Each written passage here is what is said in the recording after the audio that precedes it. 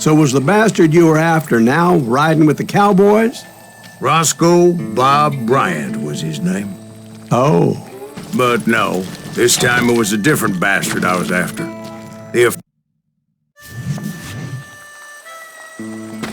So was the bastard you were after now riding with the cowboys? Roscoe Bob Bryant was his name. Oh. But no, this time it was a different bastard I was after. The aforementioned Mr. Ringo. And yes, he was working for old man Clanton.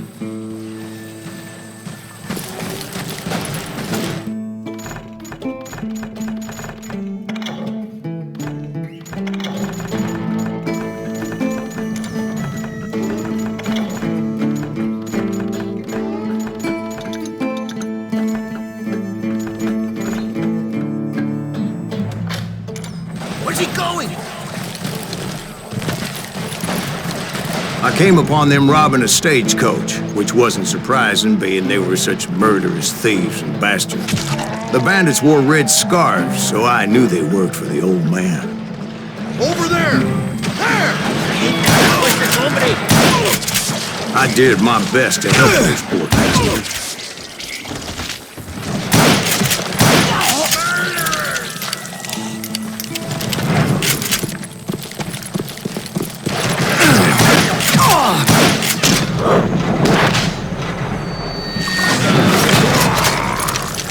Moments later, the attackers were dead, and I checked the stagecoach to see how many passengers were still breathing.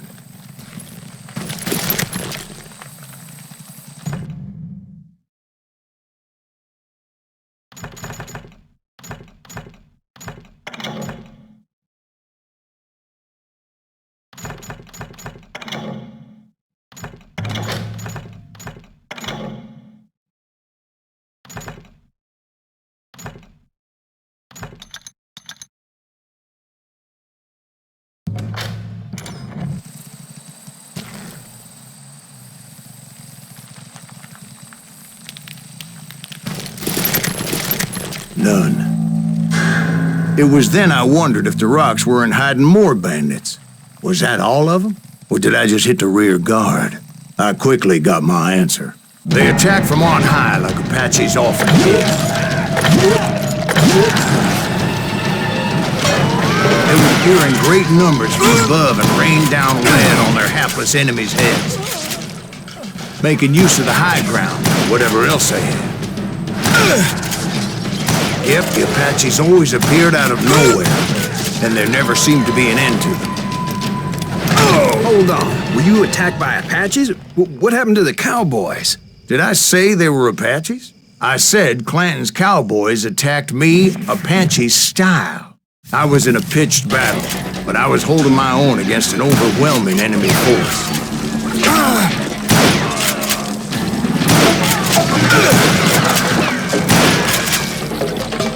See, at the time, I was still pretty green and would often blunder into regrettable situations. But I just kept shooting at anything I could see up in those damn rocks. I didn't see Ringo. I knew he was with the cowboys. He and Roscoe Bob had done me a dreadful wrong, and I was determined to have my revenge. But to get to Ringo, I knew I'd have to find my way past these other assholes first.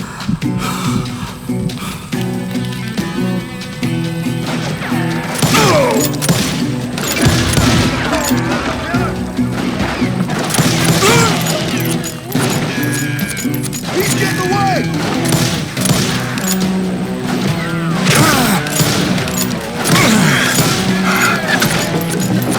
Unfortunately, I was running out of ammo.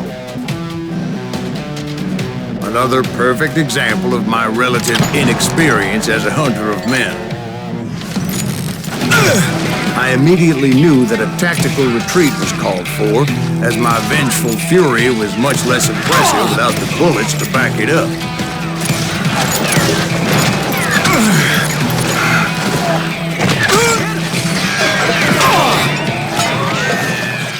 Finally, they managed to corner me. Trapped as I was, the odds of my survival seemed pretty slim.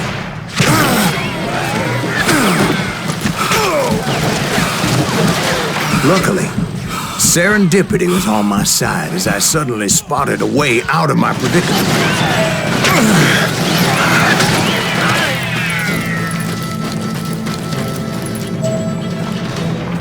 I ran ahead as if the devil himself was after me. Bullets were whizzing by my ears, but I wasn't about to roll over and die.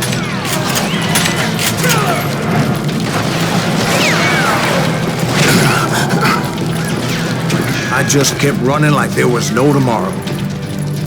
Because there wouldn't be if Clayton and his men caught up with me. As I was scurrying around those caves, I thought, what was I thinking? Going up against a gang like this? I just kept running, not knowing where the hell I was going.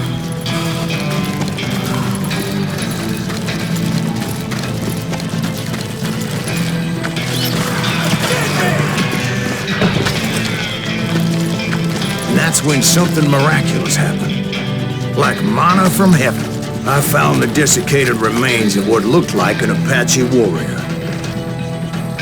The old weapon next to him supplied me with some much-needed ammunition.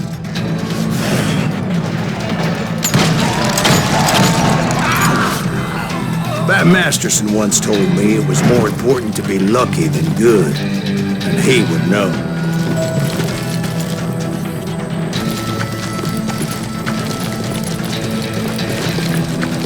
And imagine my surprise when I found a fistful of dynamite to go along with that ammo.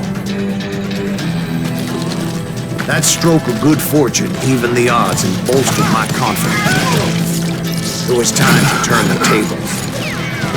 Time for the prey to become the predator. Time for the hunted to become the hunter. Time. All right, Jesus, we get it. They were right where you wanted them. That's right, Jack.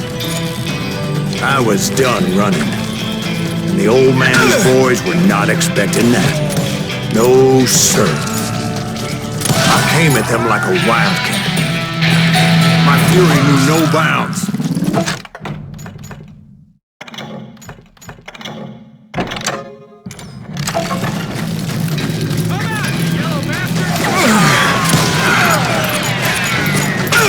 Where's he going?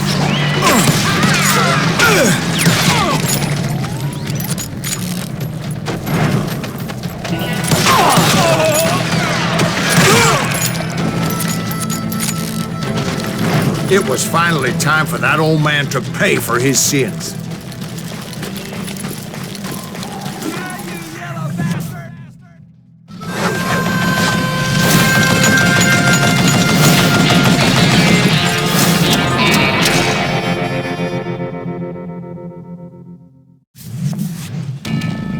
I yelled out at the top of my lungs, "Clanton, I'm coming for you!" A little stealth might have made more sense, to be perfectly honest. Because that old fool had a Gatling gun and enough bullets to last him till kingdom come. But I knew I could not let that deter me. Not if I was to find and kill Ringo. I needed to get that old man off that gun.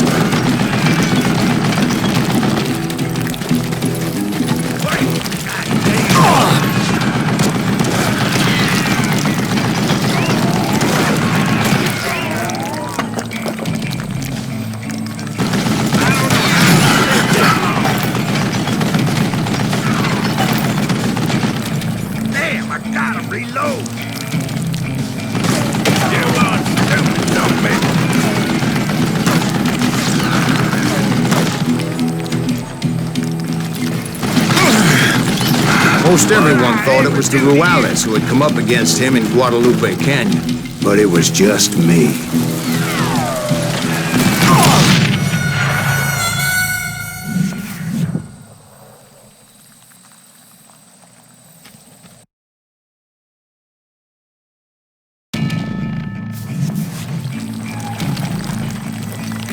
You're gonna need a dust pad to pick you up.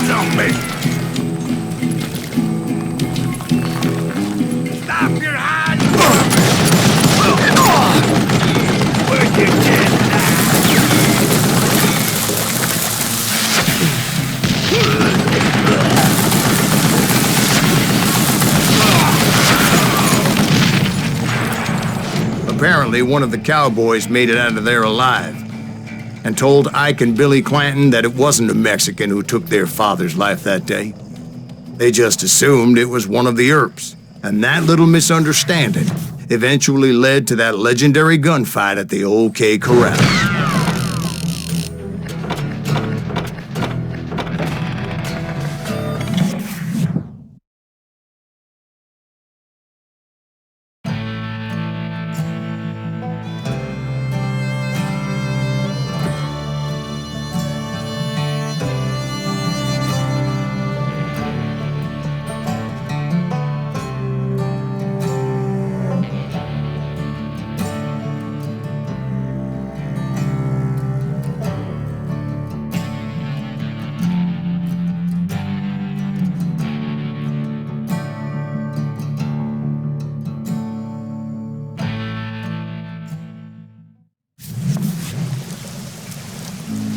A few weeks after that dust-up at the OK Corral, I was still after Johnny Ringo. I had tracked him and the cowboys to their hideout at a sawmill, and they were loaded for bear.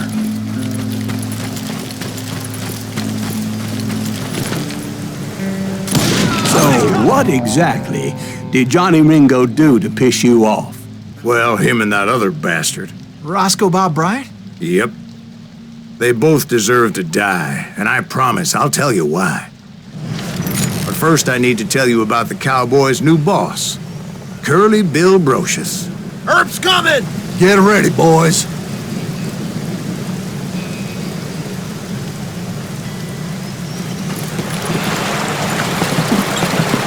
Put some holes in!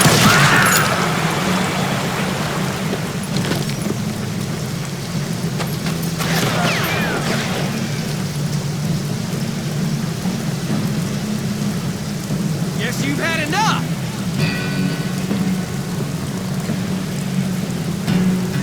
Kill him! Now you're really pissing me off!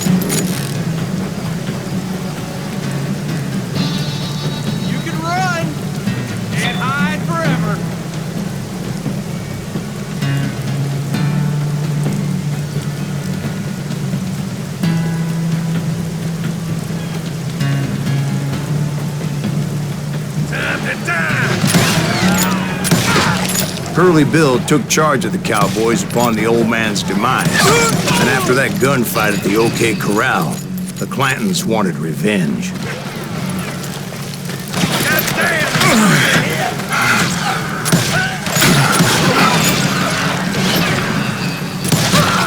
So they murdered Morgan Earp and grievously wounded his older brother, Virgil.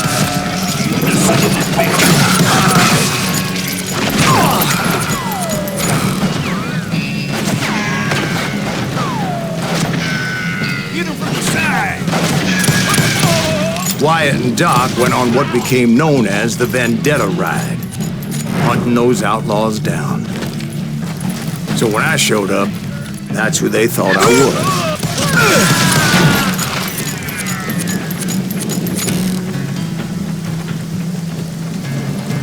I got a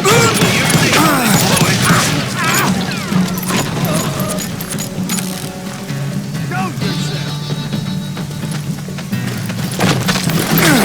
Die, damn it!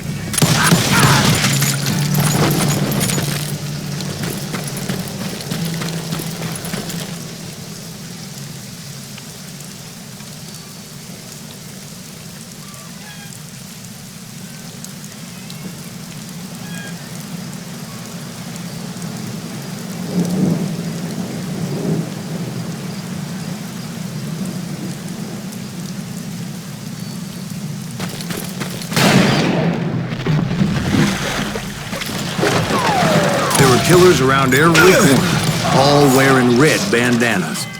That's how the cowboys identified each other, and I was beginning to wish I had one myself. But I wasn't about to let Ringo walk away unscathed, and that's what drove me forward. They say that Ringo was infernally fast. I hardly saw anyone faster, boy. Certainly not Wyatt Earp. That man was all hat and no cap. You can't hide from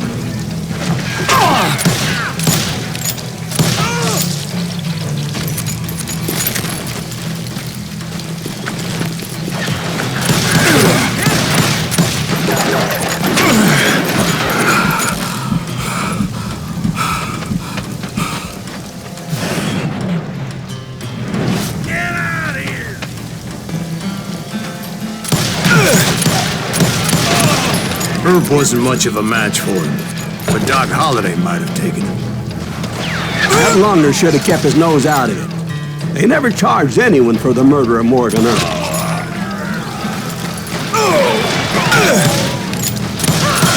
But everybody knew that Curly shot him in the back.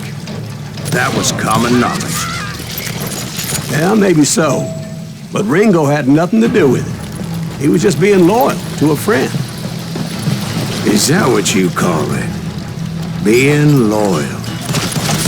Well, to get to that loyal friend, I had to pass by some buzzsaws as big as a man. Excuse me, sir. I have a question. What's that, Dwight? After old man Clanton died, why didn't his son take over the cowboys? Because Ike Clanton was dumber than a box of rocks and a yellow belly to boot.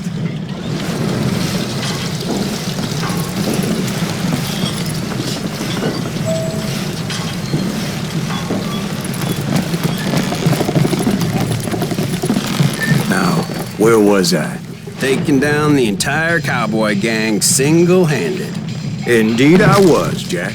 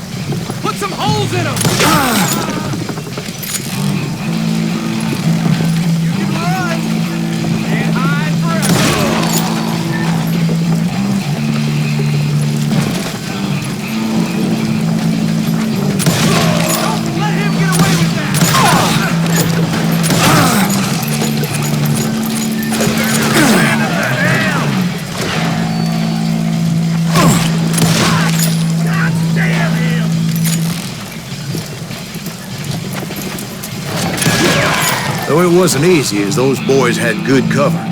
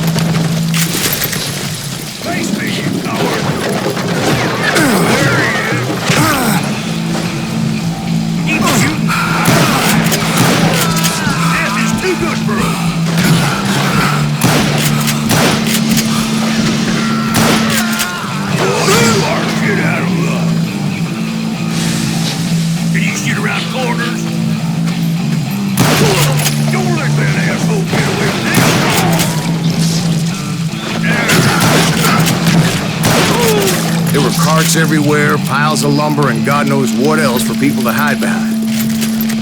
That really was one hell of a sawmill. Quite an impressive operation.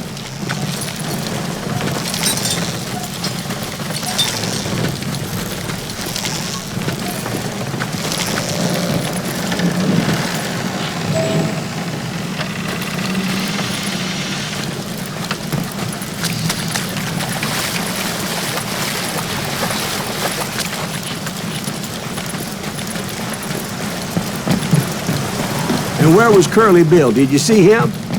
I'm about to get to that, Ben. Patience. I'm painting a picture here. There was this beautiful waterfall and a crystal clear stream that led to a verdant valley that was truly... Consider your picture painted. What happened next? Well, finally the bastards that were still alive made a last stand.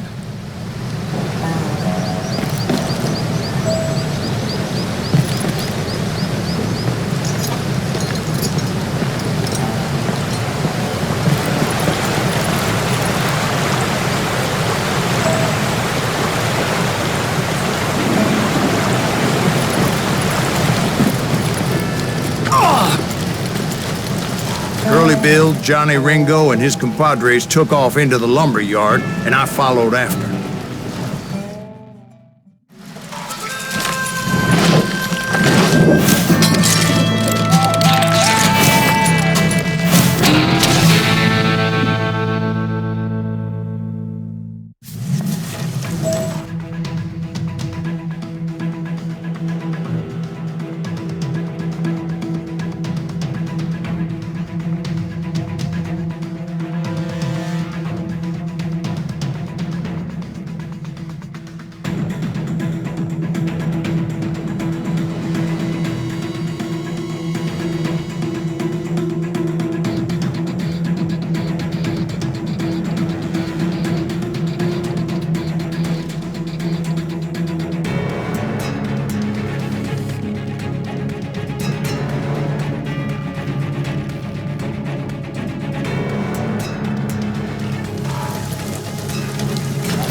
Are you saying they ran? Cowardice was not in Ringo nor Curly Bill's nature. No, sir. I never said they were running scared. They just wanted me out in the open. Son, time to dance with the devil! You working for Wyatt Earp? That sumbitch Earp said he'd kill me?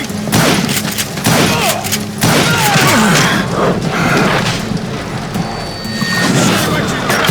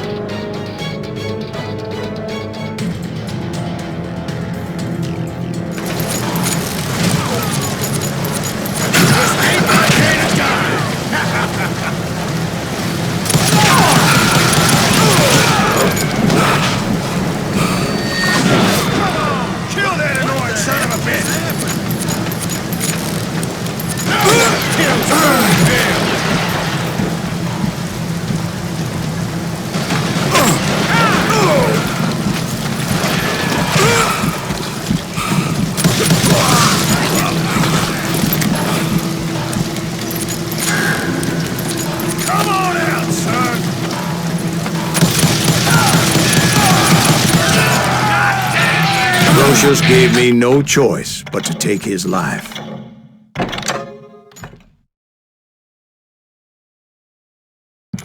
But Ringo was nowhere to be found.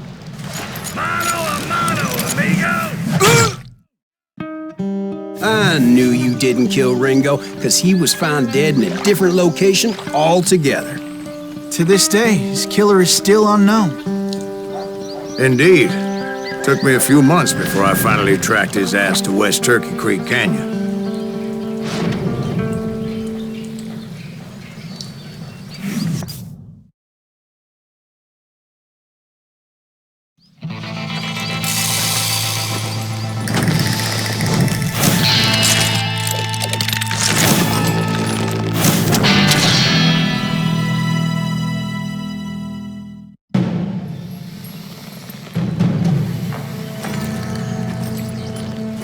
That's incredible, sir.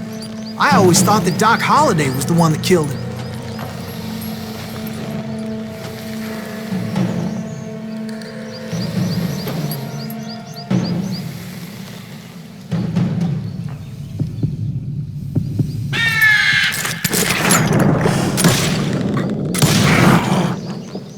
Sorry I had to ruin the legend for you, boy. But the legend ain't always true. Doc Holliday had nothing to do with the death of Johnny Ringo.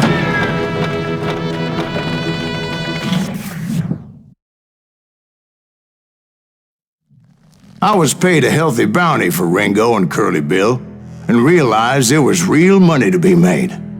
That's why I went after Henry Plummer.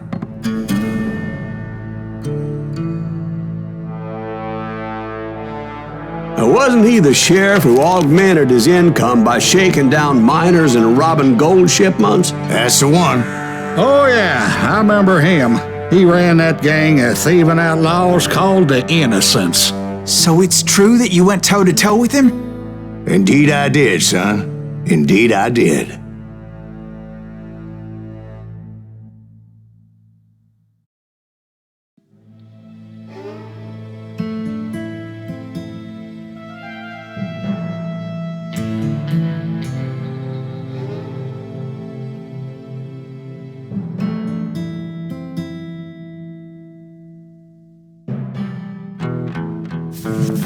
I knew I needed resources if I was going to track down Roscoe Bob Bryant, and hunting Plummer looked like a good way to get rich quick. As the local vigilantes exposed him as the leader of the bandits, and put a generous price on his head. Plummer rallied his gang to plunder one last gold mine before making their escape, and that's where I thought I'd find him.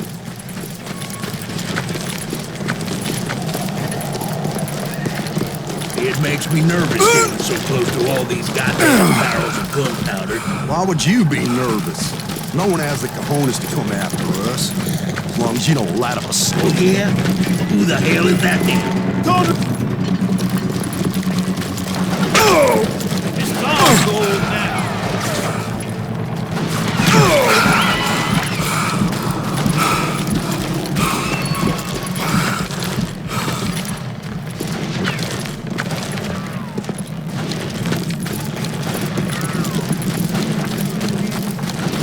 Moron out of his misery.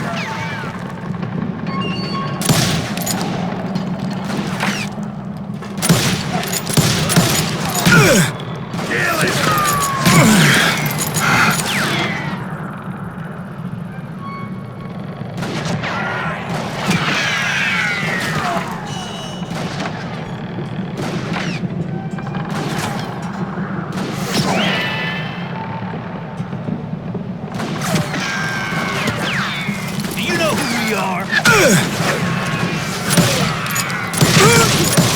As my late father pointed out to me more than once, God made men, but Samuel Colt made them equal.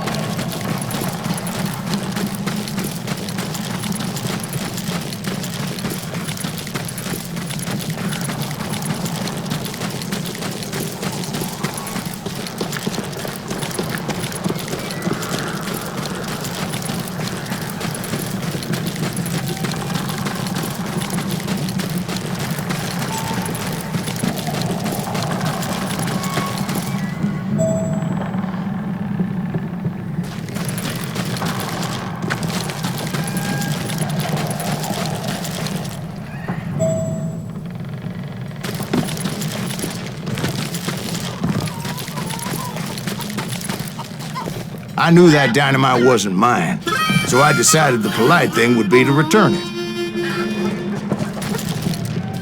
It was the biggest gold rush since Sutter's Mill in '48. Unfortunately, prospectors weren't the only ones drawn to those riches. There were thieves and killers, robbing travelers and hijacking gold shipments. Like those that ran with Plummer. Some were just regular folks I knew from town, drawn by greed and easy pickings.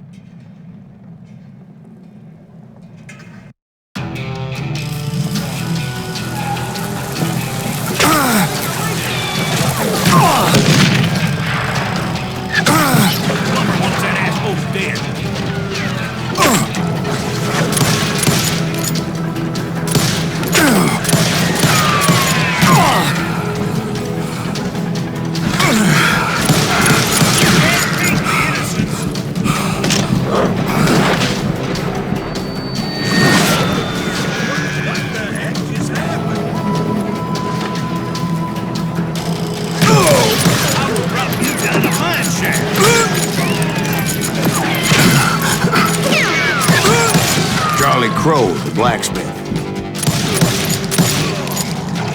James, who worked in the stable. Sam and Jeremiah Barber, the butcher's son.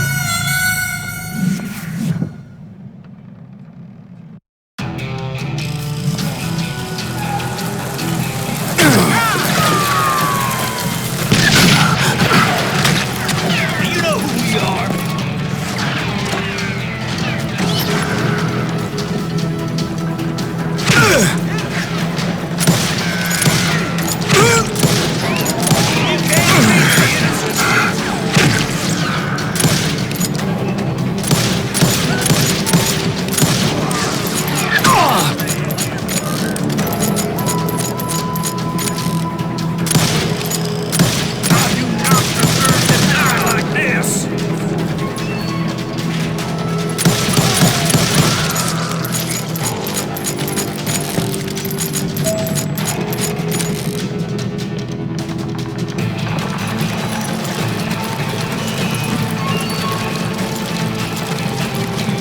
Ordinary citizens who lived a double life. Stealing and thieving and murdering their neighbors.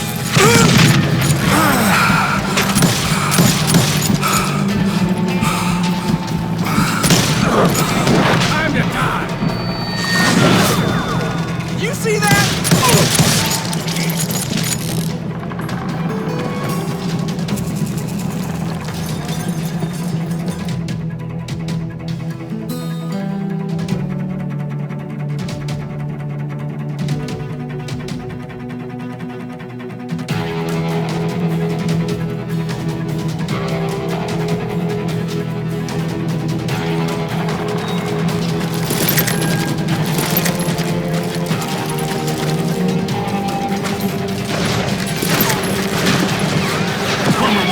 Of course, the rest were veterans of the Civil War. Stone-cold killers trained on the bloody fields of Shiloh and Antietam. Dangerous, desperate individuals. Time to blow your shit up.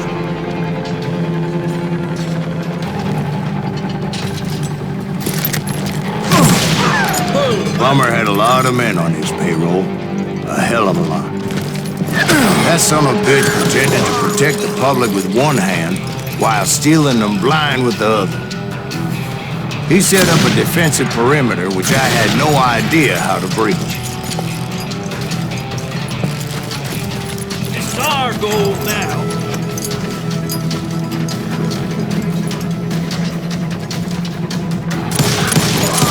I was outnumbered and in way over my head, but I was too damn stubborn and stupid to realize it. They must have thought I was tough, or had some kind of death wheel, seeing as there were barrels of gunpowder everywhere. Watch out for the gun. One stray bullet, one stray spark, and I'd be blown to hell and gone. Did I have any second thoughts about what I was doing? I thought I was some kind of hero.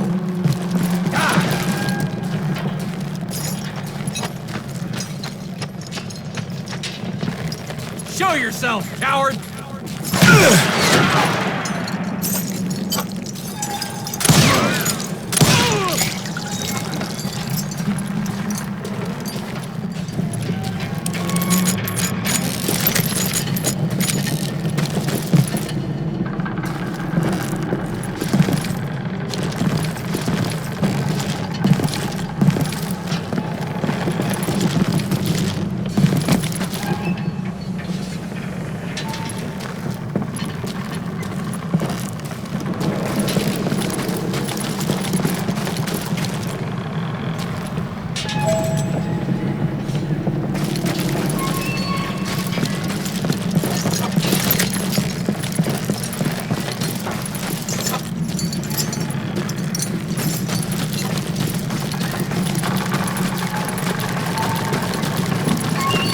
I finally made it past and headed on to meet my destiny. But first, I had something I needed to figure out. I had a few ideas on how to get into that mine, but once I made my decision, I knew there was no turning back. So my first thought was to enter the nearest mine portal. I saw an entrance. Made sense. It was the quickest way in, but that also made it more dangerous, as there would undoubtedly be enemy pickets posted along the way. I think we got it.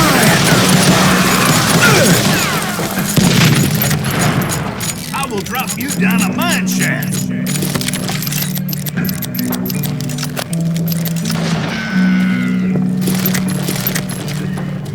Besides, once you enter a mine like that, it's easy to get all turned around. Some of those shafts could be as deep as hell.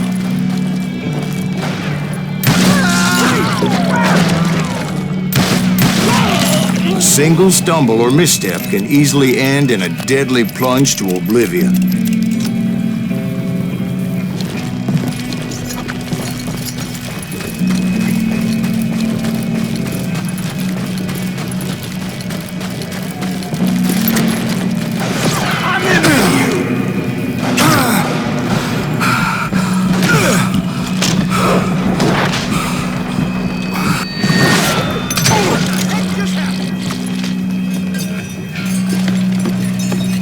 Leave him to me. You must be about out of bullets.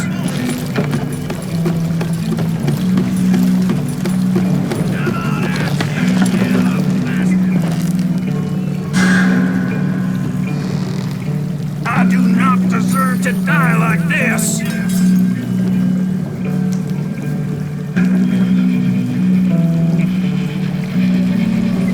Time to blow your shit up.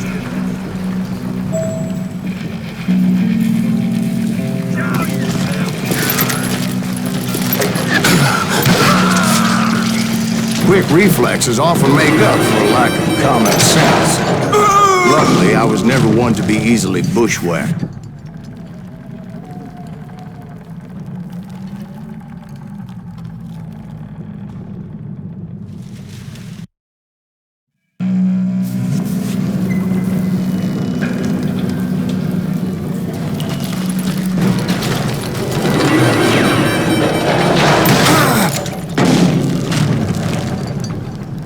I would just need to be careful not to blow myself to kingdom come. With all that gunpowder and dynamite everywhere, a body has to know what he's shooting at. Damn you!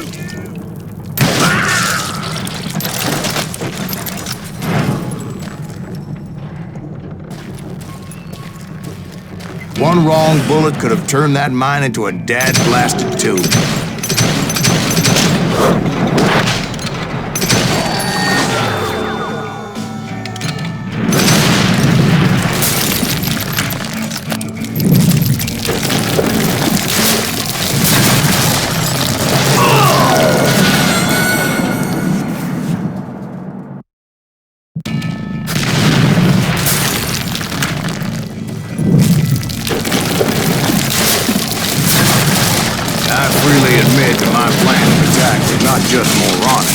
clearly in sight.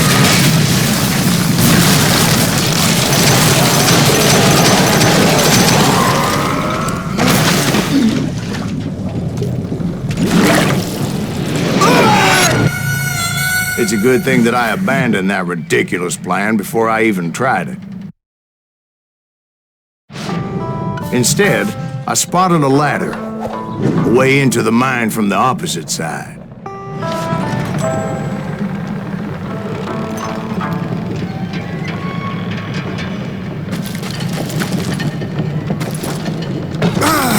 It was a long way around, but that approach seemed more sensible at the time.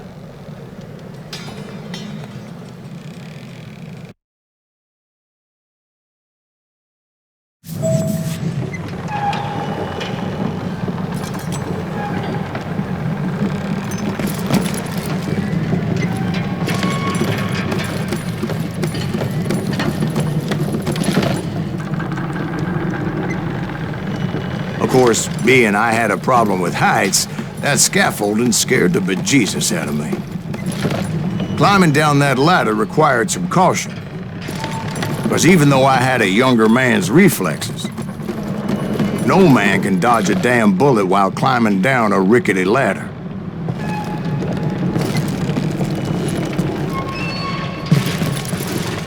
I needed to make a leap of faith. I was determined not to give up, however. That Sheriff Plummer seemed quite the despicable character.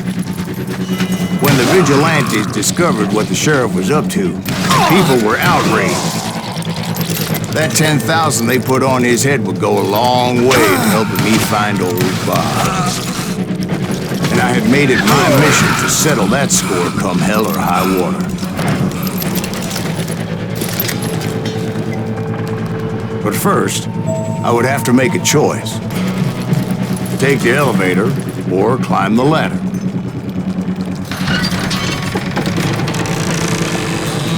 I picked the more convenient and more dangerous route.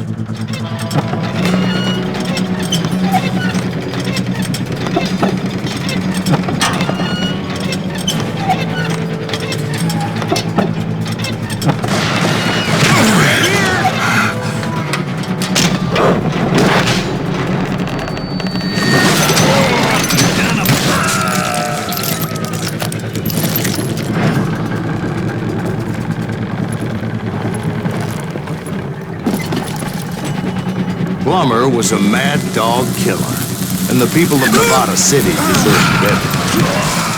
Nevada City? Well, I thought Plummer met his maker in Bannock, Montana.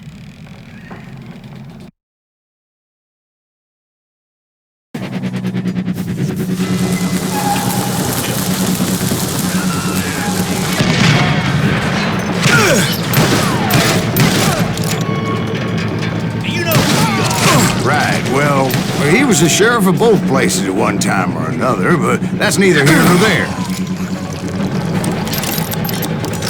I do not deserve to die like this.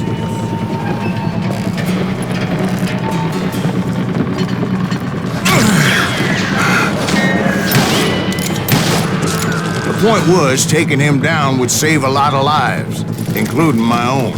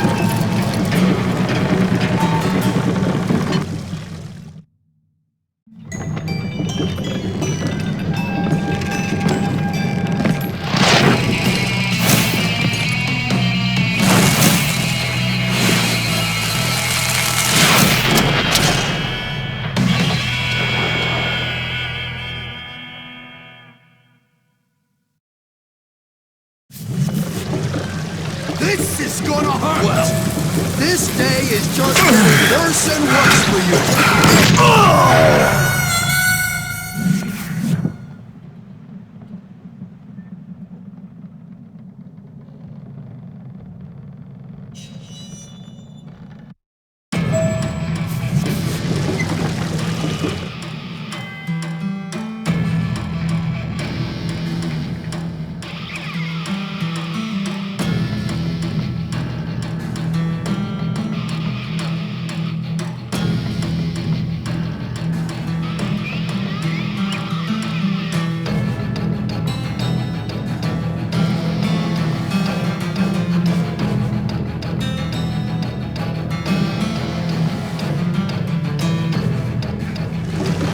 Henry Plummer was clearly unhinged, and I could see right away that this was gonna take some doing. Why not just give up? No blood money for you today!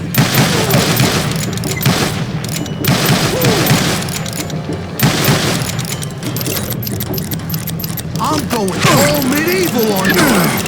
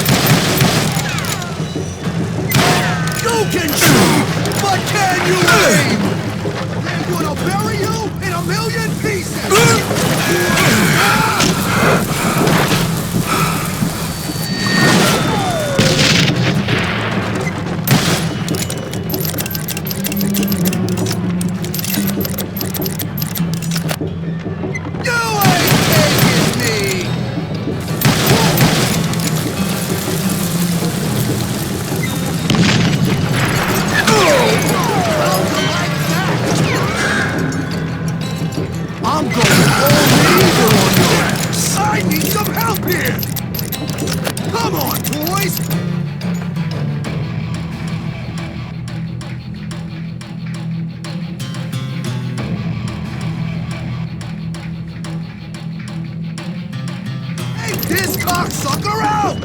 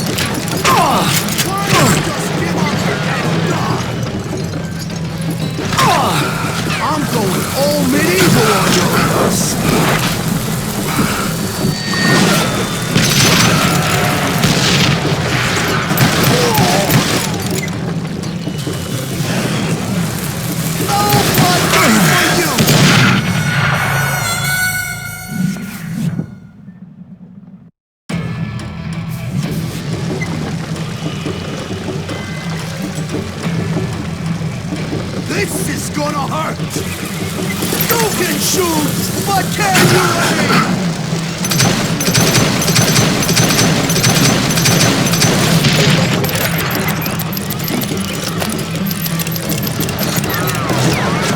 They're gonna bury you in a million pieces! You're done. Why not just give up and die? What the heck just son of a bitch?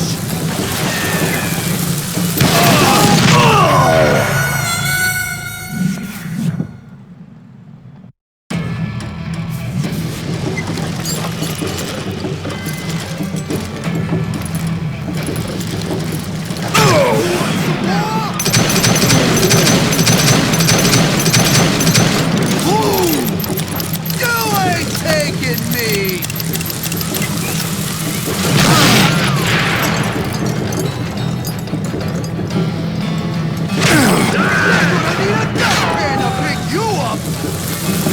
I'm going all medieval on your ass!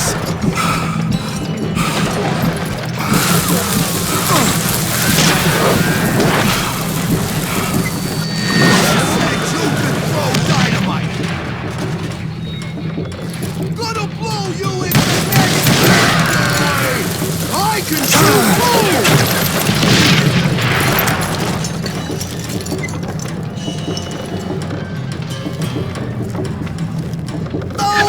Money for you today!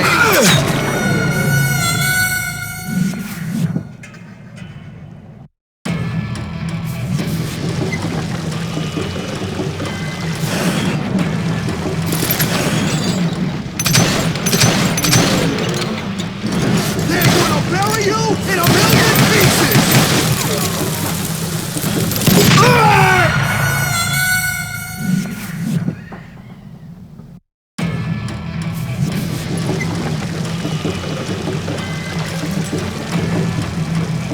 They're gonna need a dustpan to pick you up!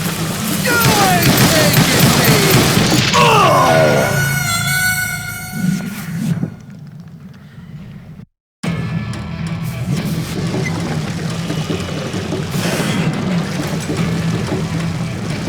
Gonna blow you into next week, boy!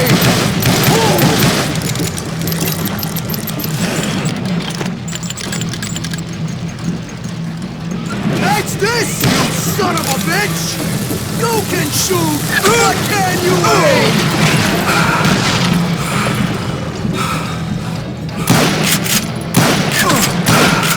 How you like that? I'm going all medieval on your ass!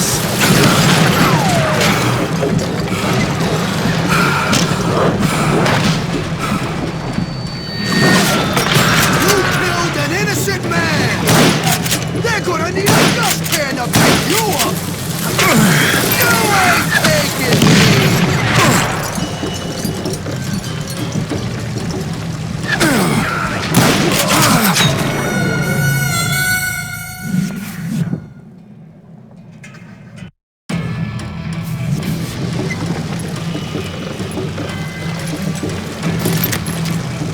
They're gonna bury you in a million pieces!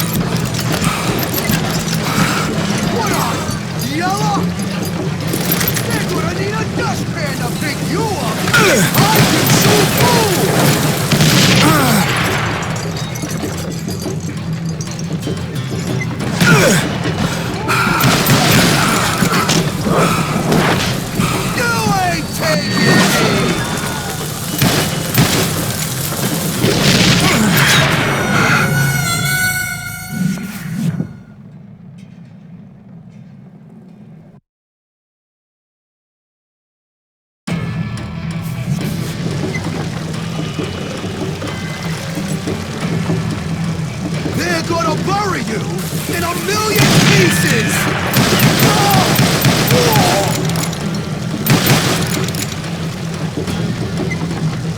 No blood money for you today! This is gonna hurt!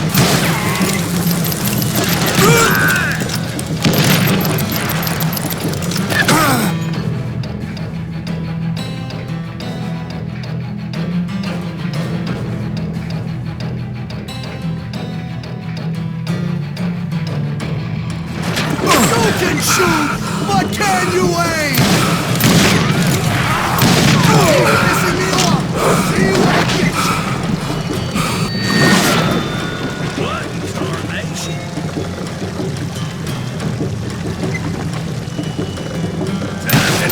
I'll bury you in a million pieces!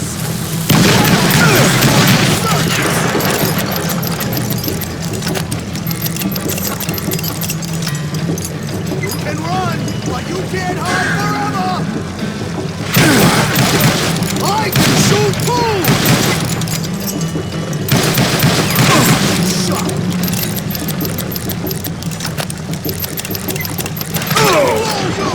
Thanks, green boy! Time to die!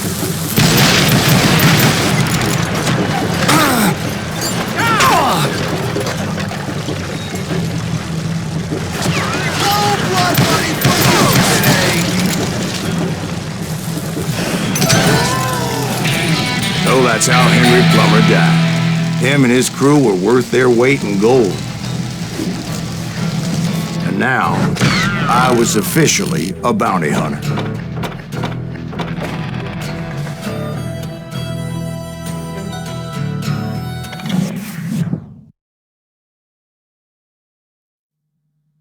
So, did you finally go after that Bob feller? Well, I heard word he was in Kansas with John Wesley Hardin. So that's where I went. Where in Kansas? Abilene. Why do you ask, Ben? No reason. Was Hardin as fast as Ringo?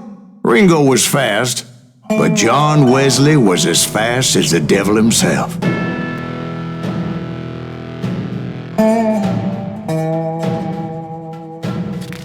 Hell, he killed his first man at 15. From that day forward, he had a price on his head and wouldn't back down for nobody, not even Wild Bill Hickok himself.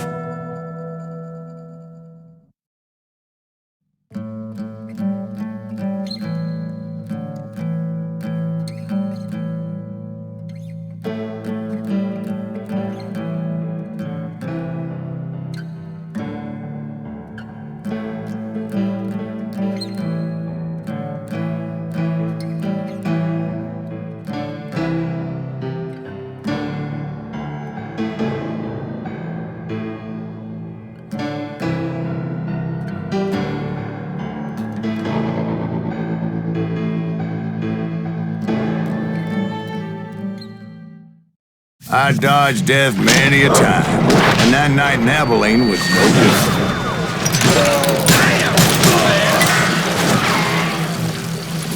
I was there with the intention of finding that bastard Bob and collecting the bounty on John Wesley.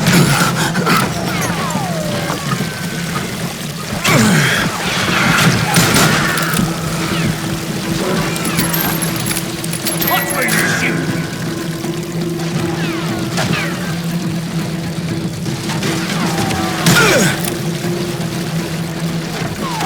Can't get a good shot at it.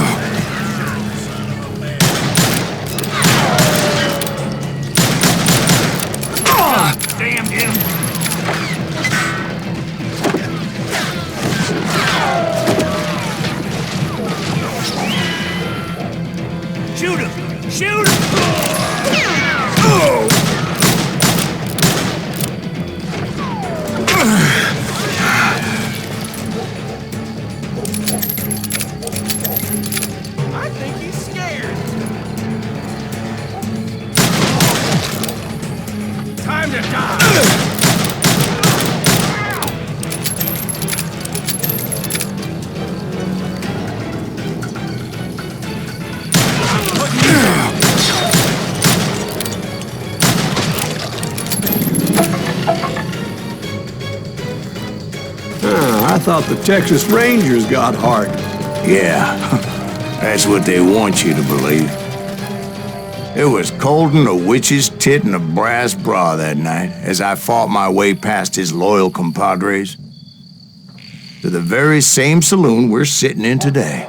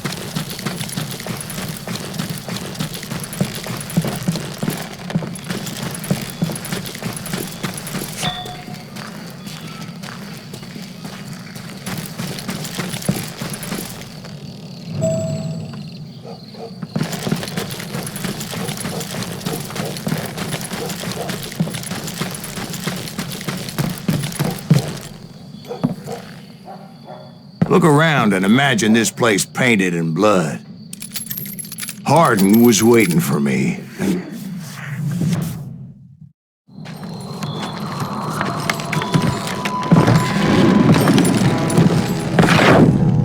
Wait, I'm jumping the gun here. Let me back up and give you some background on this sumbitch. He deserves that much. Don't you think so, Ben? John Wesley Hardin was a killer. By the end, he confessed to taking the lives of 42 men. Fathers and husbands, brothers and sons, men with families who cared about them. Families who put up money in hopes of finding justice. He was a bona fide folk hero by then, and had amassed a gang of armed miscreants and other assorted thugs. He and his men set up camp outside of town, and I was hoping Bob was among them.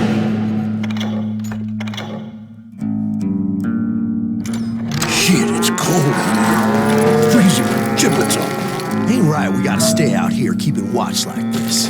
Ain't nobody stupid enough to go after Hardin anyway. Damn it! Shoot that son of a bitch! They didn't ask why I was there. They knew. Most of them were wanted as well. I figured Hardin was here somewhere, but to get to him, I'd have to get past his gun hands. And that was easier said than done, as most of them were as foolish and full of bravado as I was.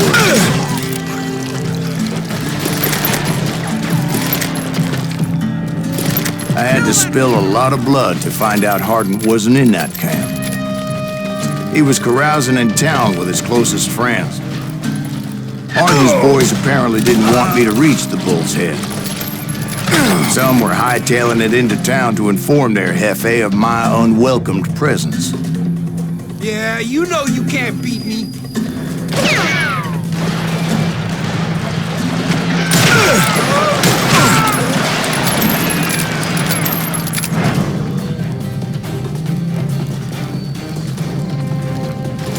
You bastard!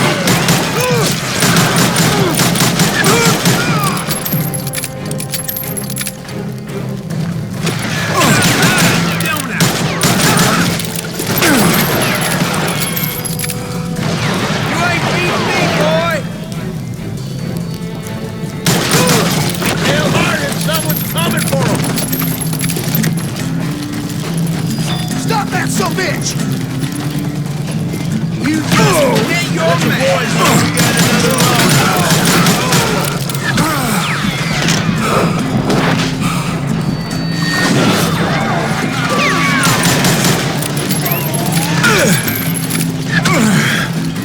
I wondered if Bob was among them.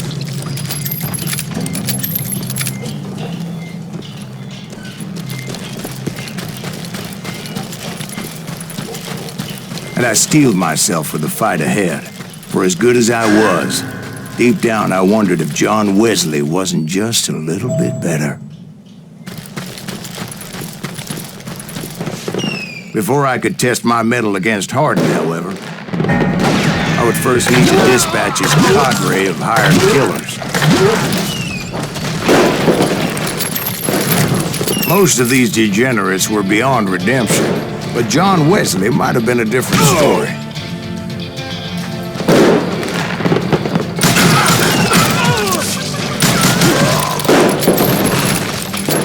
I didn't learn until later that that night was in fact his birthday celebration.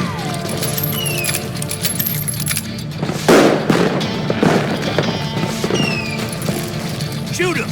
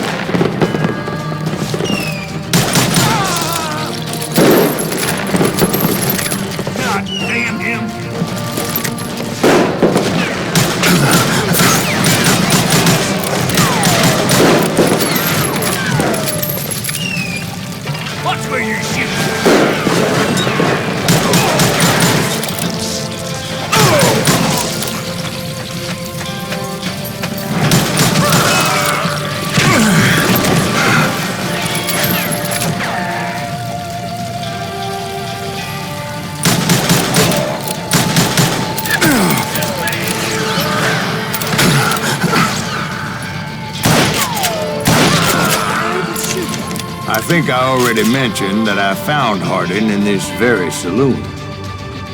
That's right.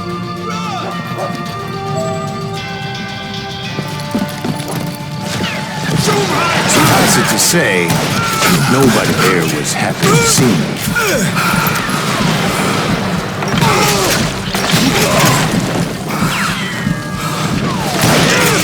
In fact, I felt a certain hostility.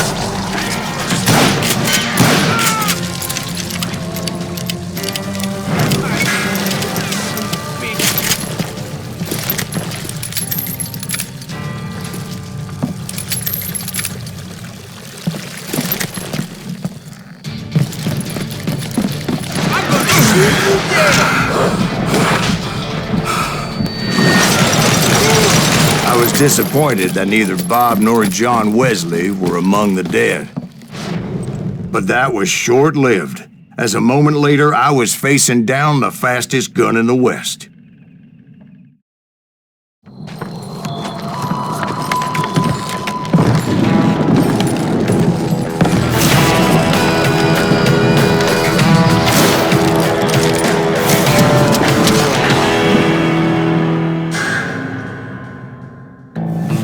I felt a bolt of adrenaline, or maybe that was fear.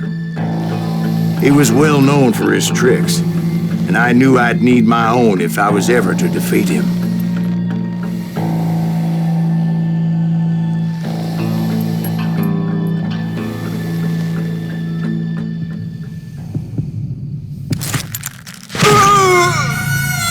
No, wait! He didn't hit me then. I'm sure of it.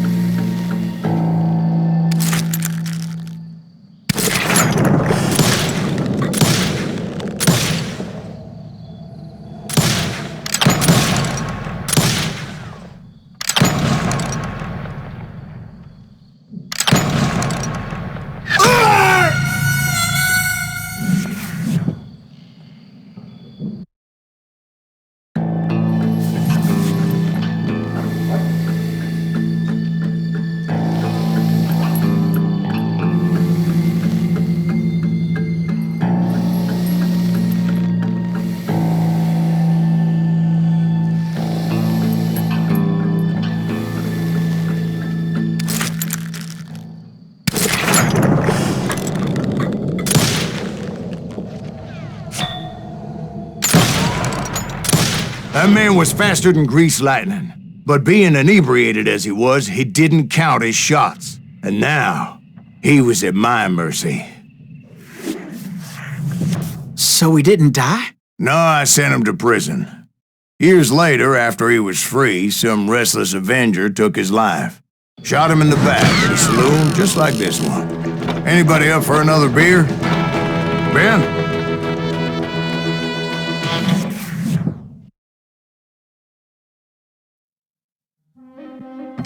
Thank you, darling. Yeah, some say revenge is a dish best served cold. So whatever happened to that Bob guy you were after? Personally, I'd like to hear some of your other adventures. Like, I don't know, did you ever go toe-to-toe with a red man?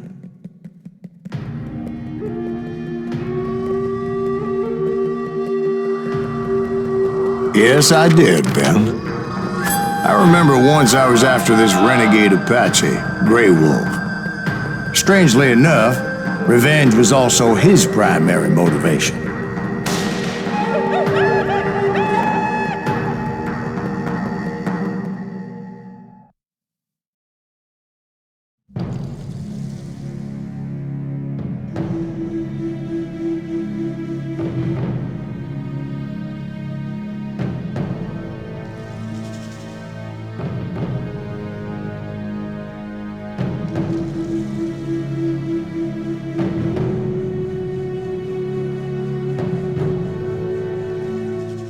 A bounty was put on Grey Wolf's head, and that's how I came to hunt him in the mountains. Mountains so high they tickled the nether regions of heaven.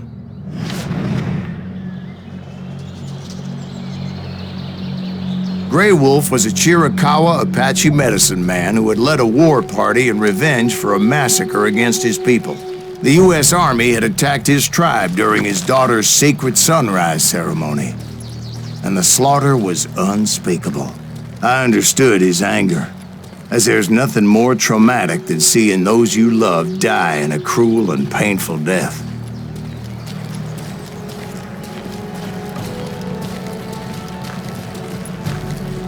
Right from the beginning, I couldn't shake the feeling that Grey Wolf was watching my every move. He led a band of young Apache warriors who wanted retribution, and were more than willing to die for him.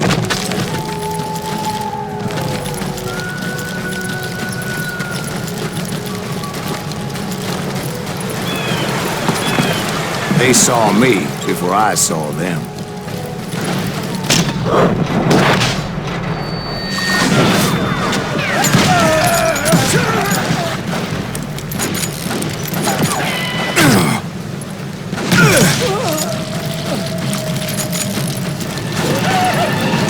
Crossed my mind that maybe this wasn't such a good idea.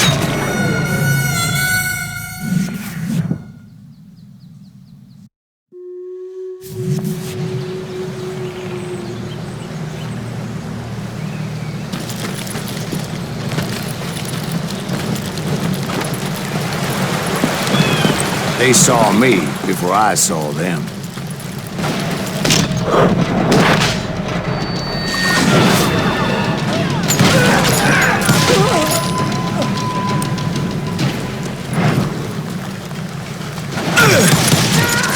Crossed my mind that maybe this wasn't such a good idea.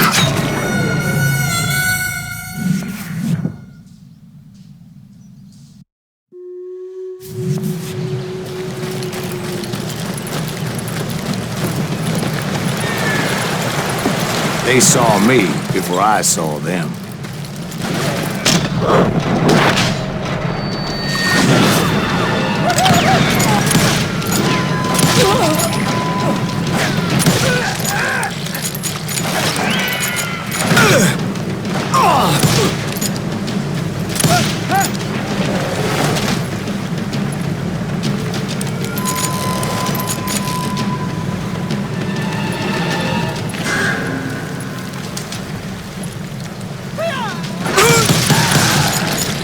And it crossed my mind that maybe this wasn't such a good idea.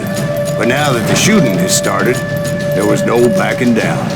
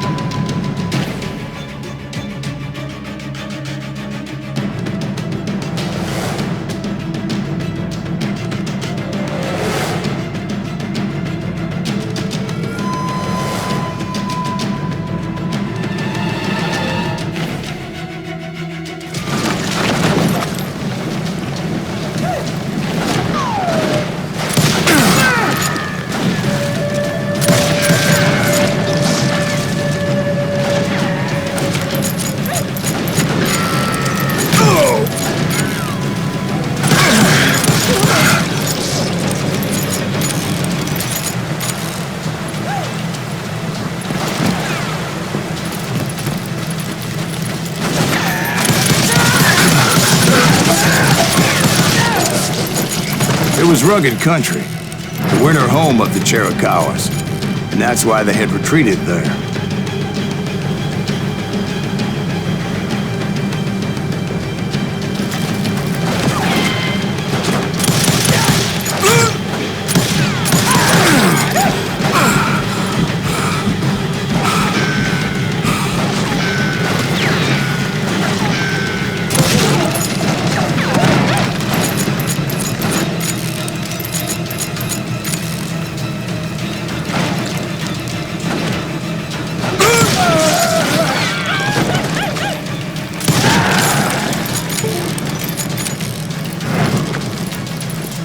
I admit to having some regrets about going after them the way I did. But then again, I got a lot of those.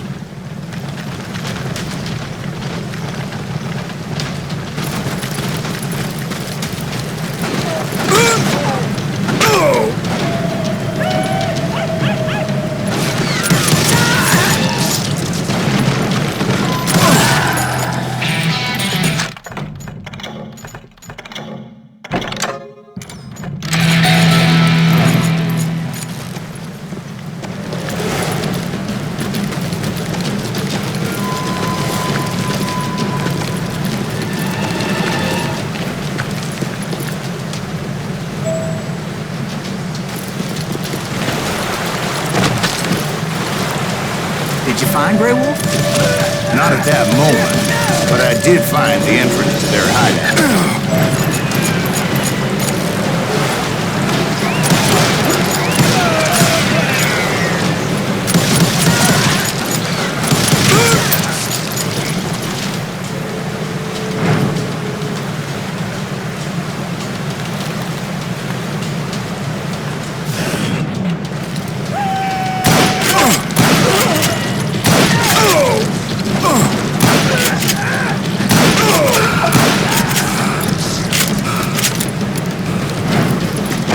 Deep crevice that led to a deeper cave. Don't tell me you went in there. Yeah, but it's not out of bravery so much as pure, angry cussedness.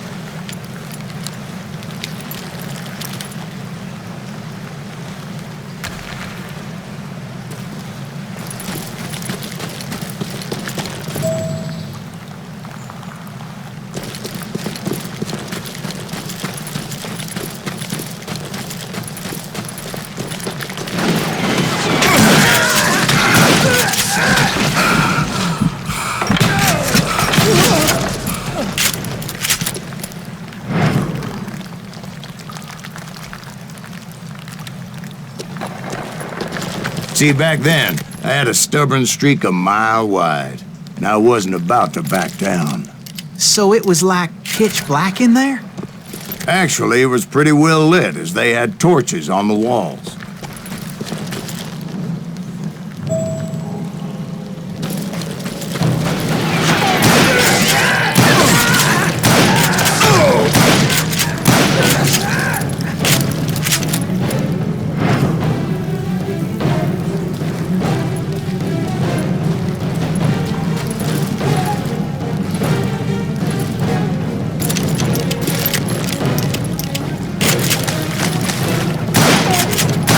Was his cave? Big as hell, Ben. Chiricahua had hid out there during the Indian Wars.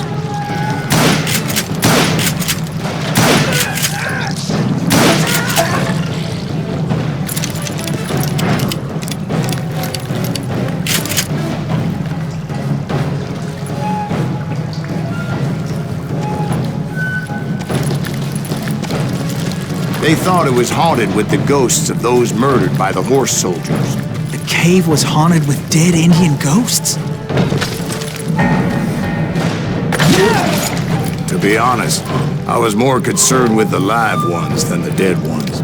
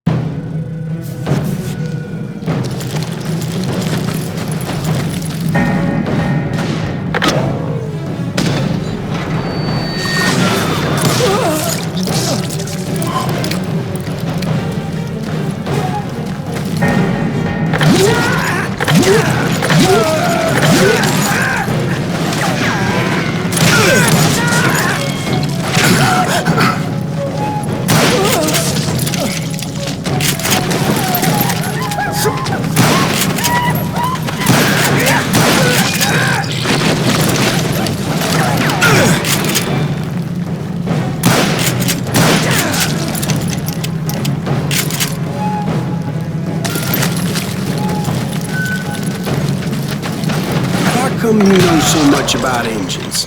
A few years back, I was married to two Mescalero women. At the same time? Yeah, they were sisters. Polygyny is traditional among the Mescalero. So what happened? Oh, I had to get out of there. Those girls never shut up. Both of them nagging at me all the time. Drove me half crazy. Haven't seen them since. No, I mean, what happened with Grey Wolf? Oh, well, I pursued him into the Cave of Death.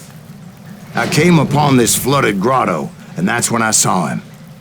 He came to me unarmed and unafraid.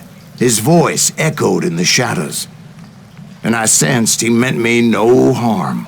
You carry great darkness in your heart, and if you do not release it, it will claim your soul. The sound of his voice put some kind of ancient Indian spell on me.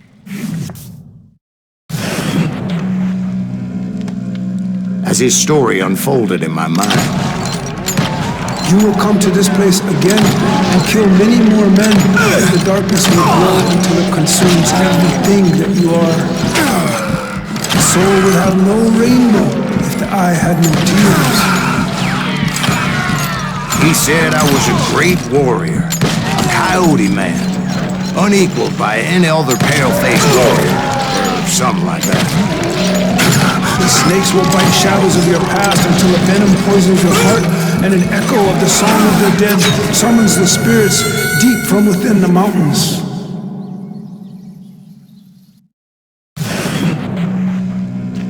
As his story unfolded in my mind, You will come to this place again and kill many more men, and the darkness will grow until it consumes everything that you are. The soul would have no rainbow if the eye had no tears.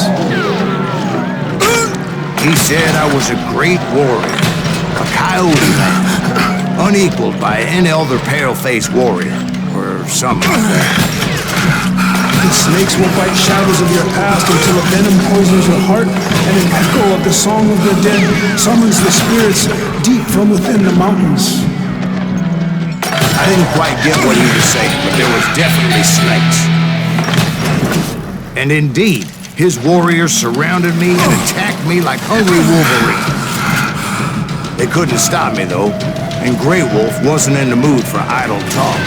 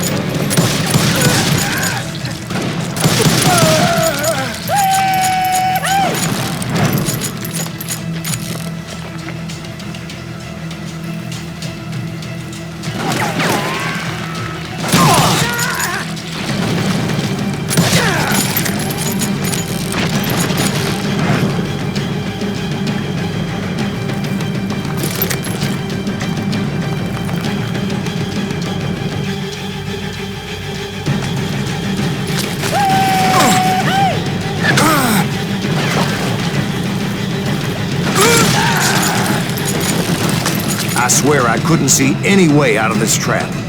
But suddenly, one just appeared. Kind of like a miracle.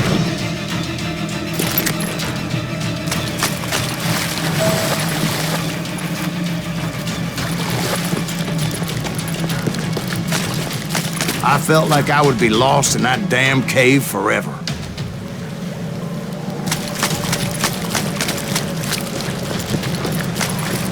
Finally, I found myself back outside, perched on the edge of a precipice, overlooking a thundering whitewater river. To get where I was going required several leaps of faith, but no way in hell I was turning back. I chased after him, determined to make him explain the meaning of all that mumbo-jumbo. Mumbo-jumbo is right. Are you making this all up as you go? A few details may be fuzzy, brother, but I am relating exactly what happened to me.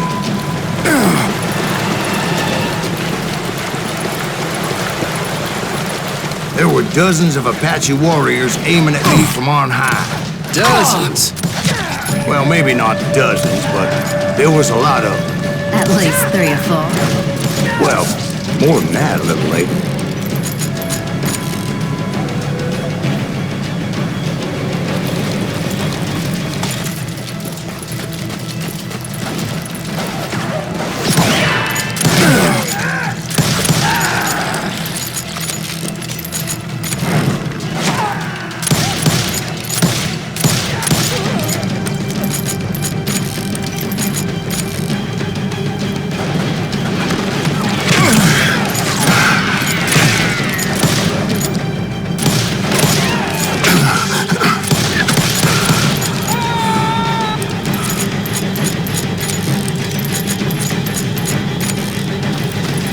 A steep climb up creek ahead of me and scrambled up those rocks like a mountain goat. I was determined to locate Grey Wolf and find out exactly what the hell he was trying to tell me. And wouldn't you know it, that crafty son of a bitch led me right into a trap. What kind of trap? Well, son, there had to be at least 100 Apaches surrounding me. 100? God be my witness. Oh, come on. Who you kidding? Hey, I believe you. Come on, tell us how it ended. All right, but I'm not gonna drag this out. Where were we? You were surrounded by 100 Apache warriors. Well, I didn't take the time to count them exactly, but there were a lot of them.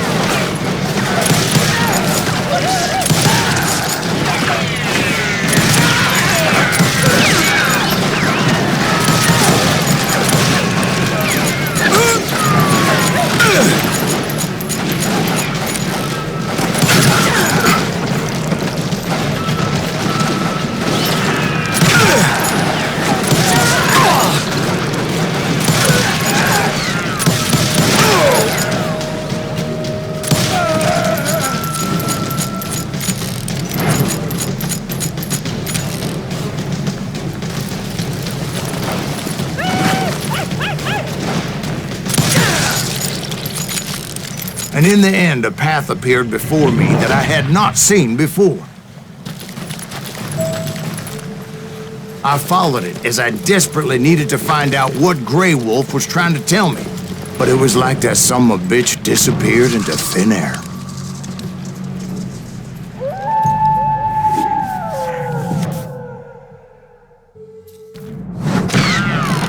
Never did find him.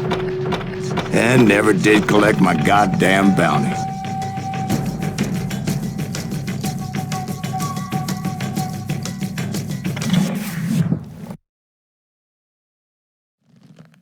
Thank you, darling.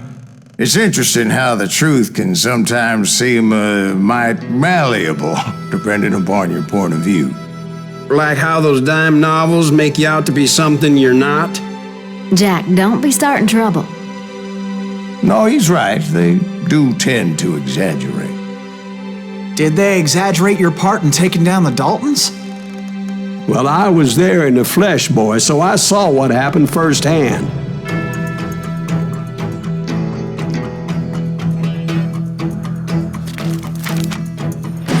Those Daltons were lawmen once, before they all went bad, robbing banks and trains clear across the territory. Until Coffeeville, of course. I was one of the citizens who took up arms that day. Fighting on the side of right? I did my best, sir. We all did.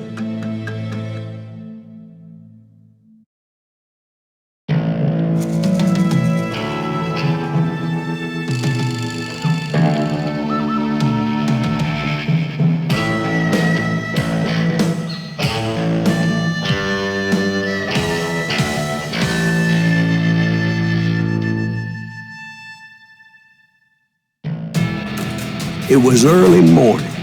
One of my friends was a local gunsmith, and he handed out firearms to anybody who'd take one.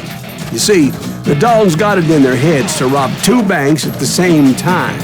2 banks on the same damn street. The story was Bob Dalton's girl was always writing him about how he had no ambition. Or you're nobody next to Jesse James, she'd say. Finally, the bastard took his brothers to Coffeeville just to shut her up. Well, the locals recognized the Daltons right off. Before they could get away, half the town took up arms to defend their property.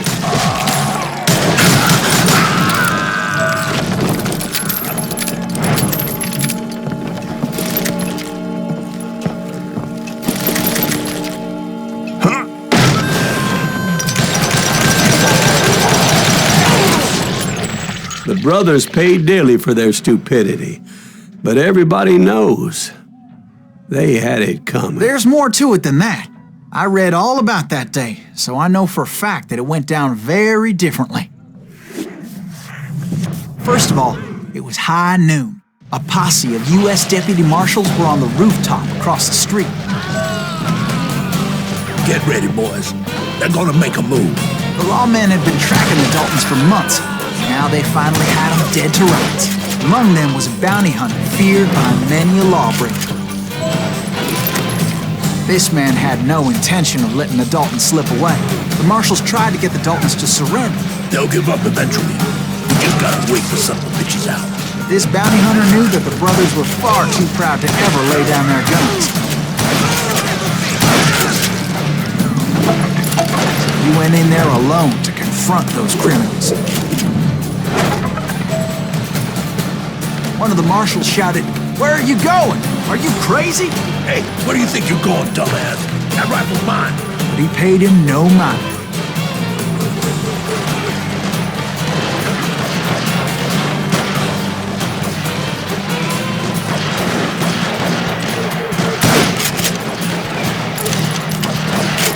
He saw a way to get around to the back of the bank.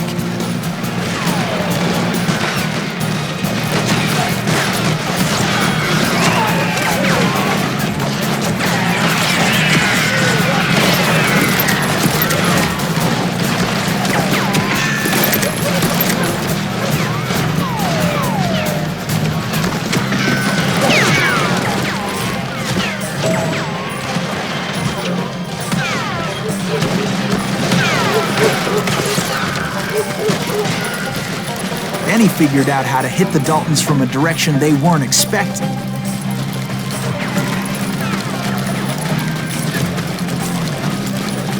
From above. Fortunately, a water tower was right there.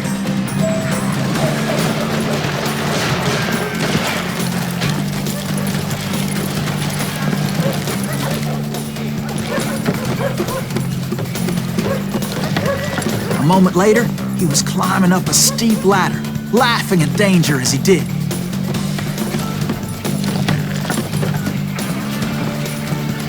brave men like him who risked their lives to tame this wild country.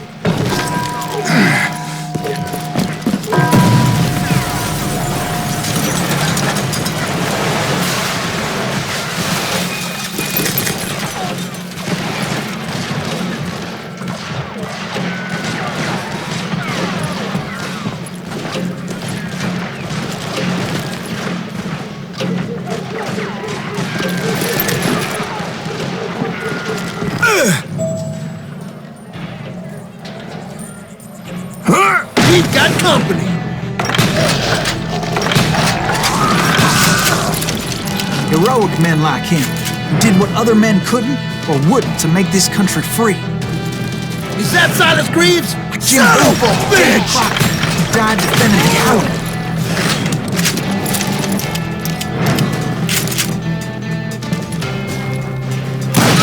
You'll die for this, you hear me?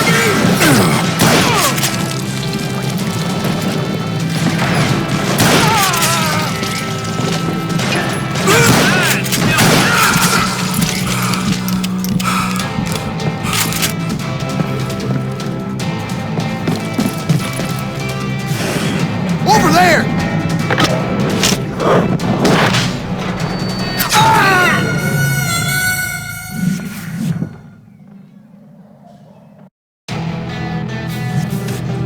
Over there! That's Silas Greaves! What the hell? Blam! He came away victorious, taking down those thieving Daltons.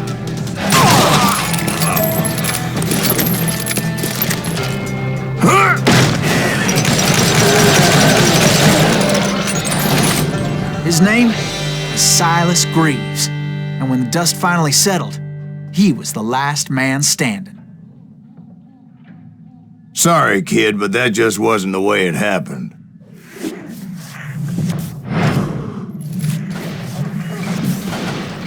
It was early evening, not high noon.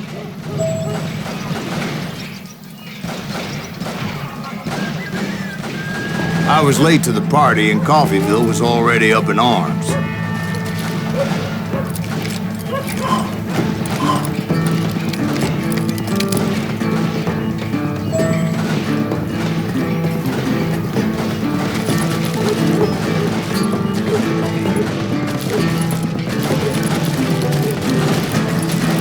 Daltons blew up a safe, and we're all set to hightail it out of there.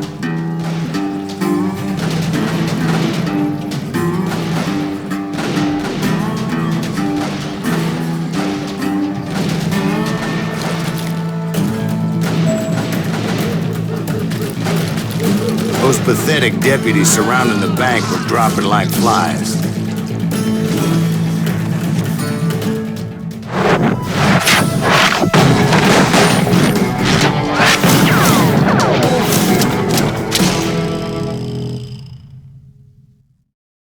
I had been tracking those jokers for months, waiting for them to do something reckless.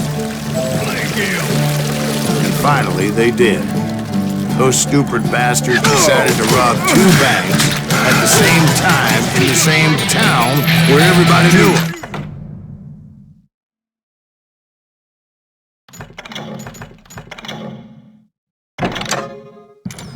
They still had friends in Coffeyville.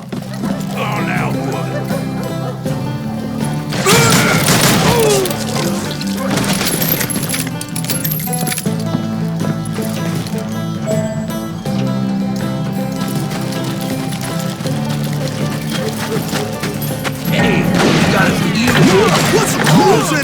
Those friends came after me like a pack of wild dogs, tooth and nail. They were coming at me from all directions. I caught sight of the Daltons running with the money and didn't want to lose them. Problem was, they knew the town better than I did. And to top it off, I found myself in the middle of another shootout entirely. Did the Daltons hole up in somebody's house? No, it was the Smiths, I believe. They were cousins of the Daltons, and they were shooting at the Browns, who were shooting at the Daltons, which wasn't any surprise, because those 2 families have been feuding forever. That And since the Joneses are related to the Browns, they shot at the Smiths, pissing off the Heimhoffers, whose daughter recently married a Smith.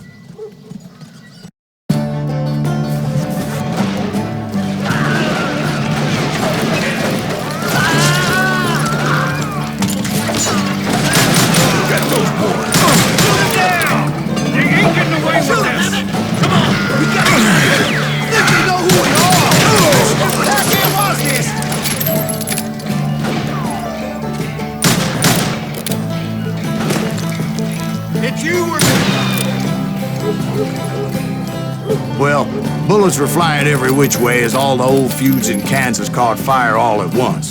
There was a hell of a lot of pissed off people in Coffeyville that day. But that's just the way life is sometimes. Shit happens.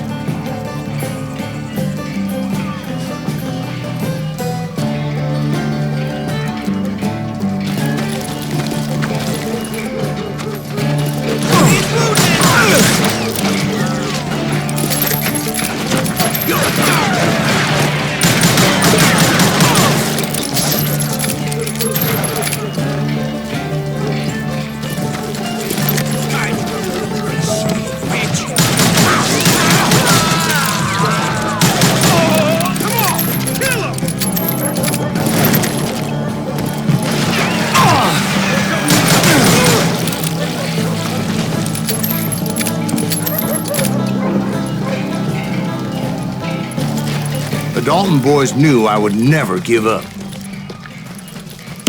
Those Daltons weren't the sharpest knives in the drawer, but they always stood together.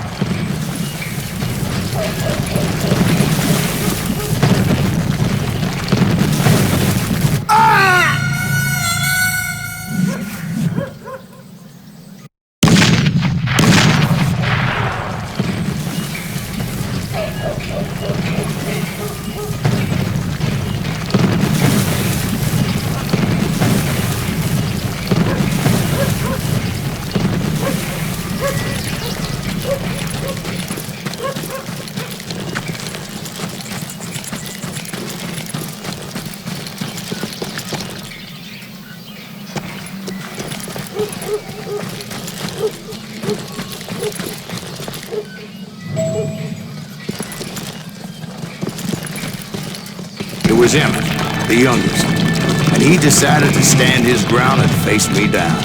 I ain't afraid of you, Silas Reeves. This is where it ends for you. He was determined to protect his brothers. And I understood how he felt. Taking me on all by his lonesome wasn't exactly a recipe for a long life.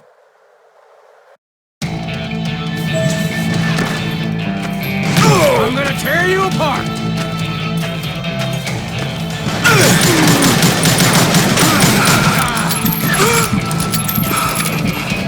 You are dead, law dog!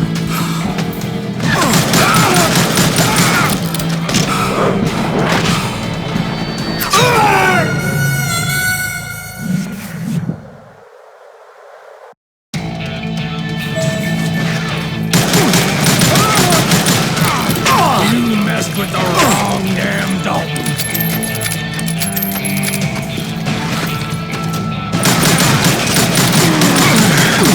I'll blow your damn head clean off!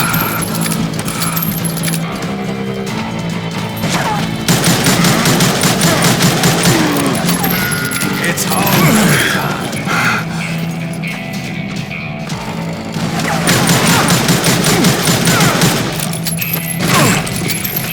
I'm gonna place you where you stand.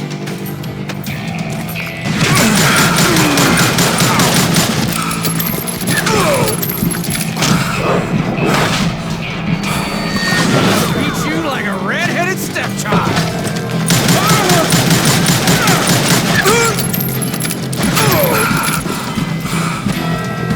I'm gonna tear you apart.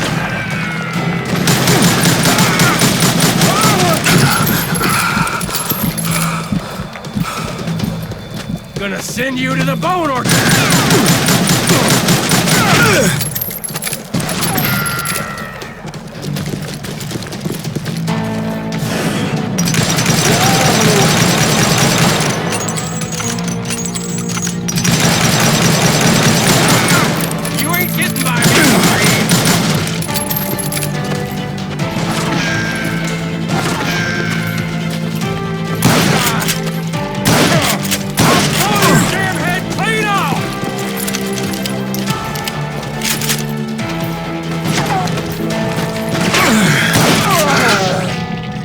Emmett Dalton survived the robbery in Coffeyville. He's the only Dalton who did.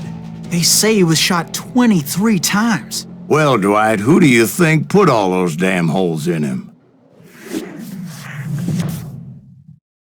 But I have to admit, that boy had grit.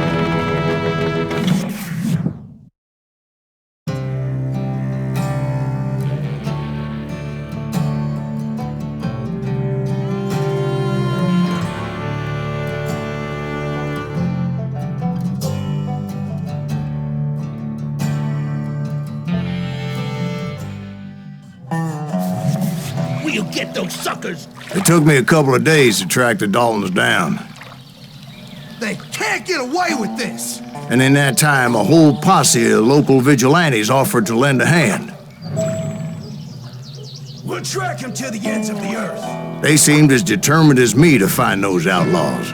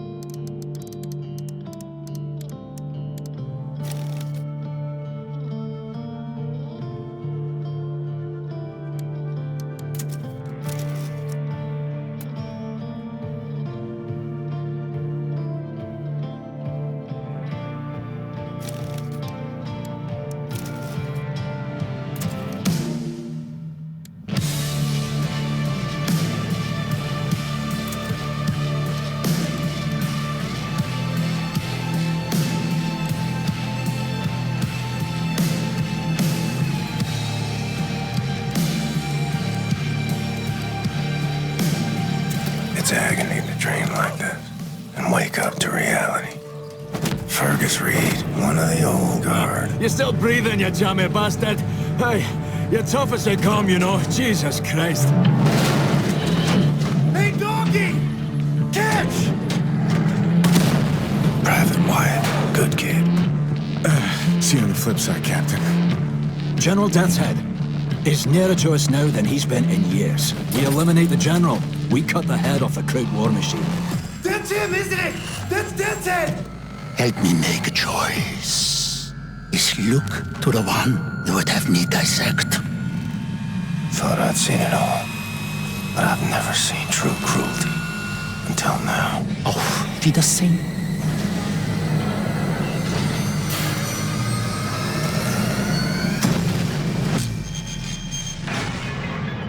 Tak, panie doktorze.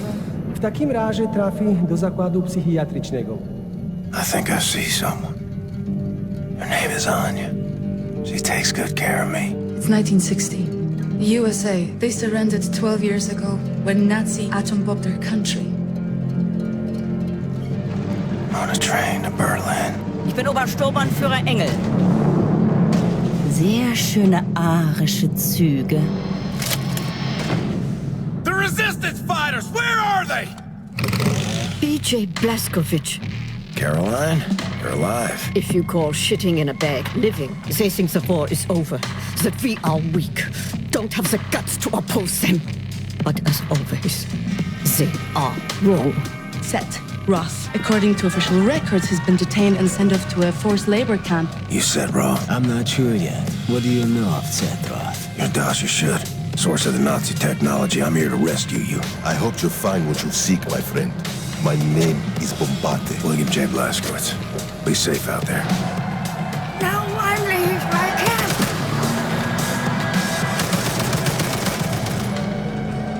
Max Haas! Mr. Max. Max doesn't like violence. He doesn't want to see anyone get hurt.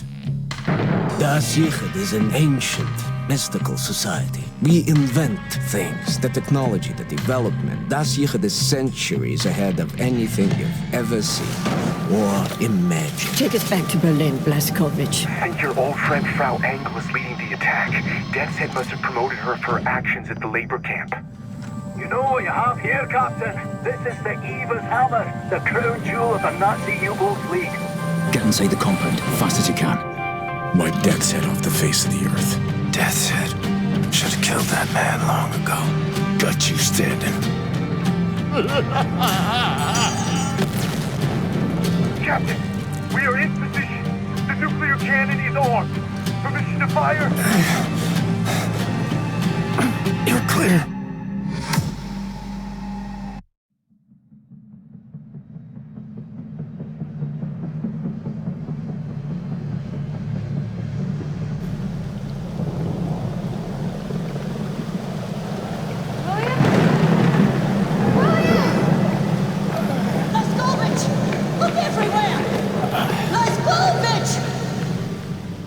Your father won't be home tonight. Business over in Dallas. Oh, my boy. He hurt you so bad. Just rest and heal.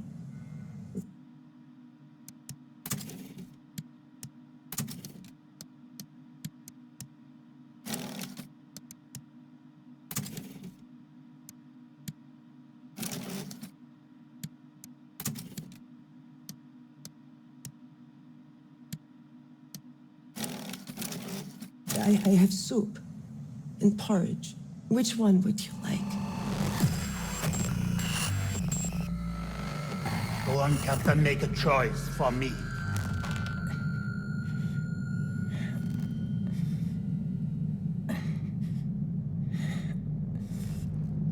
So stubborn, Captain Blazkowicz. It's a good trait, mine. It's paper.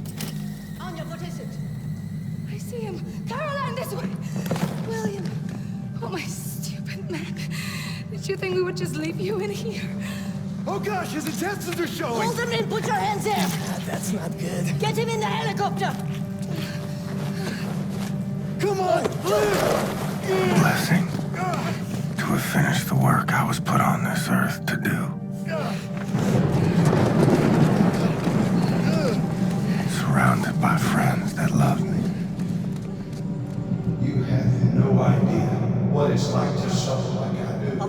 We are out.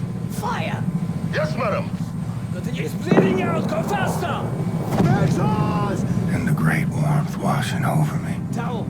I think the sky's on fire. He's not dying. Caroline, he's dying. Press! He's turning blue. Babante, we'll need a gurney at the hangar bay. ETA 96. Death at the gates again. Howling my name. Come on in, old buddy. Sorry I made you wait.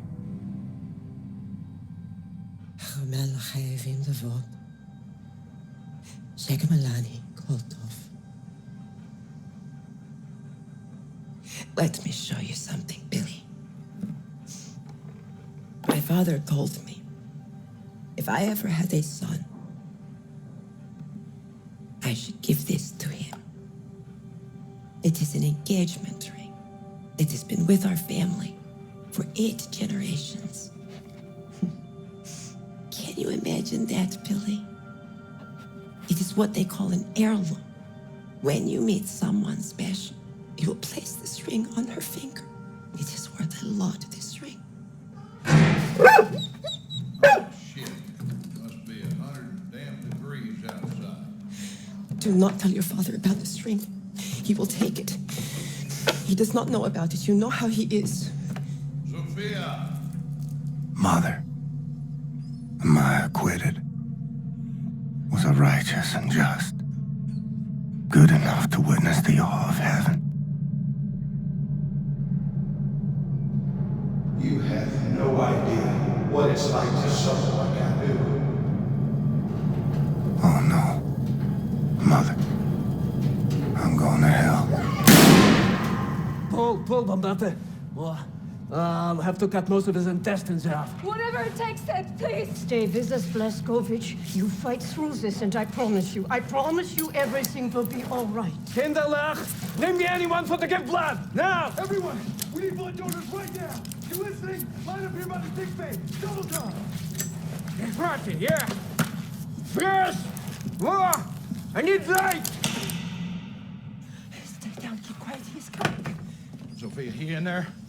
No. Sophia, out of my way! He does not deserve this, you know he does not. Don't bullshit me. I saw him with her. He's young. He likes her. He does not know better. He knows goddamn well not to spend time with some dirty little nigger girl. I will not let you hurt my son. Not anymore.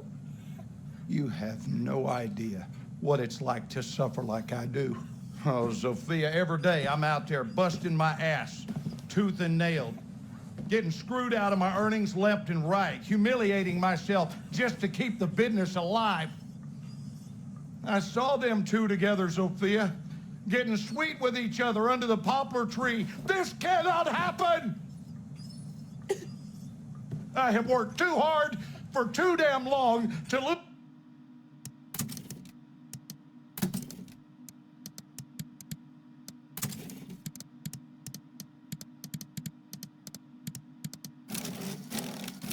My reputation because my boy is sweet on some nigger. Rip, we cannot live like this. I cook, I clean, I tend to the stables, to the field. You are not the only one struggling, Rip. You should have shut down the business when my father told you to. You are behind in everything. 3 months behind in utility. All the money my father invested, you have lost. You are playing with fire, Sophia. What are you doing? I am not the man you want to mouth off to. And you are not the man I married. I married a man who would never let his family go hungry. So help me. I will not let you hurt my son. You shut your damn mouth before I shut it for you. What is it with you damn Jews? Have all the answers, do you? Smart mouth goddamn Jew. I married you, I figured your father'd be an asset. But you just a damn millstone, sticking your nose into my business instead of handling your own. If you can't raise the boy right, I'll do it for you. Get away!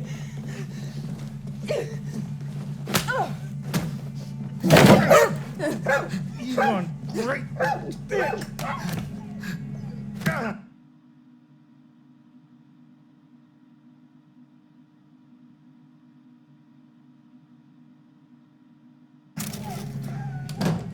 hiding in the closet. Make me sick to look at you.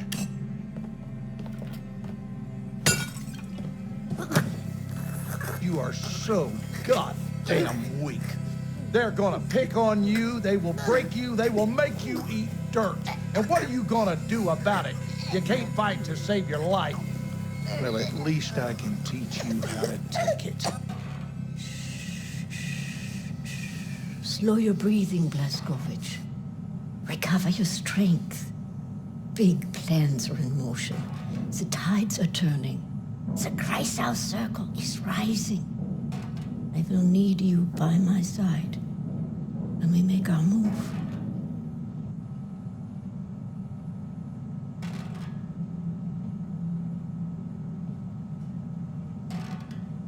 Can you feel the kicking?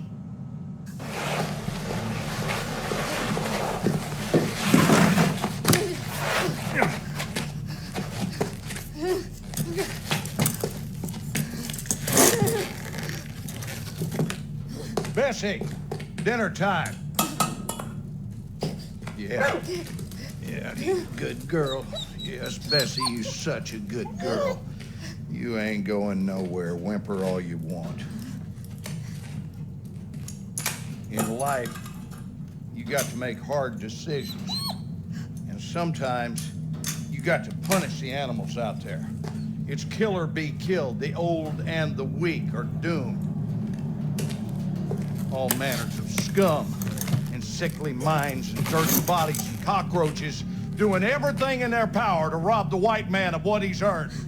It's on us to straighten out the queer. It's on you. Finger on the trigger. That's right. Now, shoot her. Shoot her!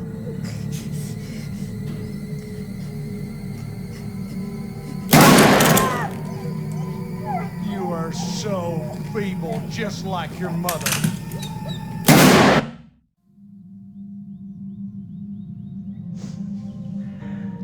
Just remember, my boy, it will end better than it began.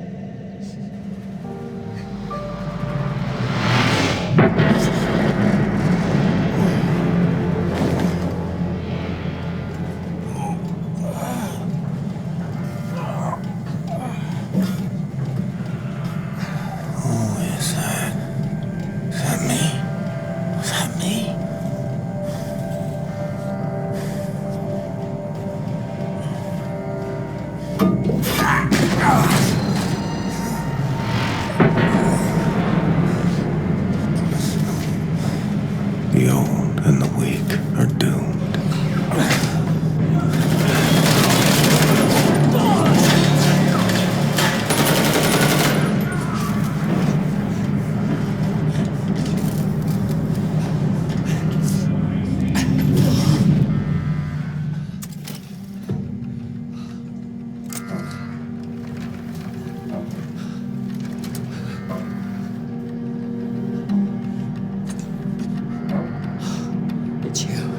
Take this.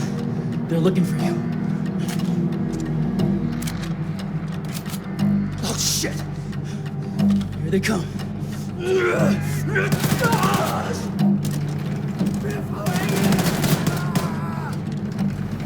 This is how you go down, Nazi. You ain't getting it back.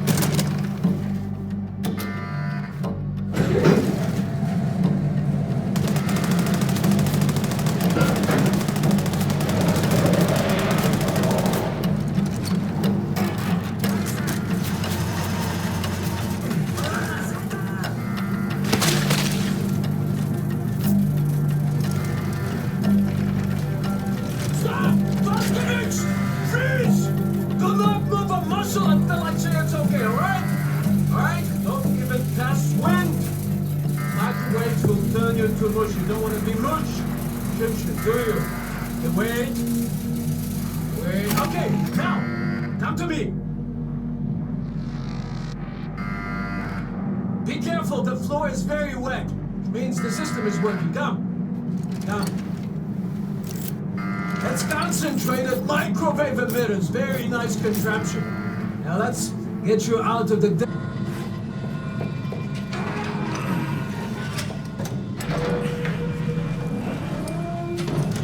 Quick.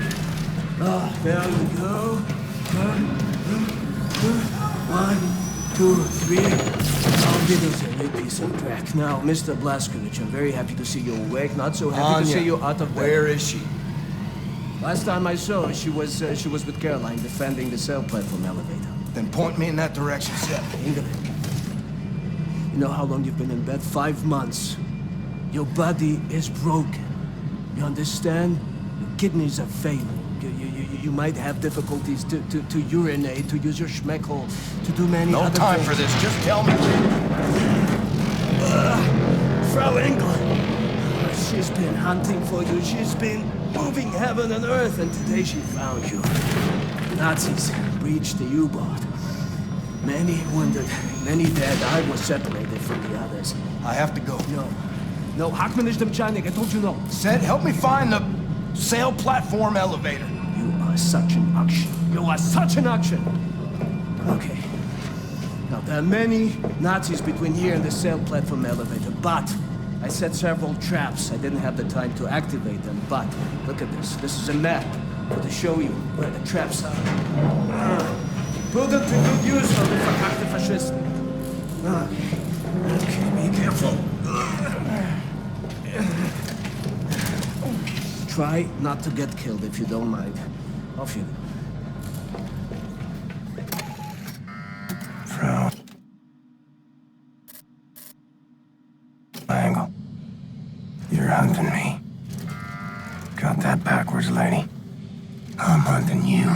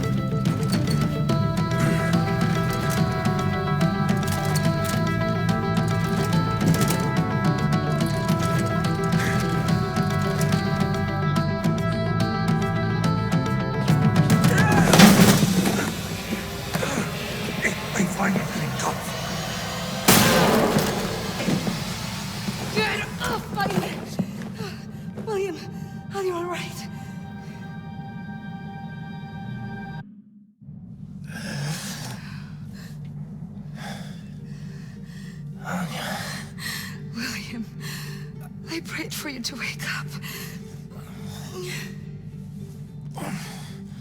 I'm a burden. Don't be stupid. Okay. Let's get you up.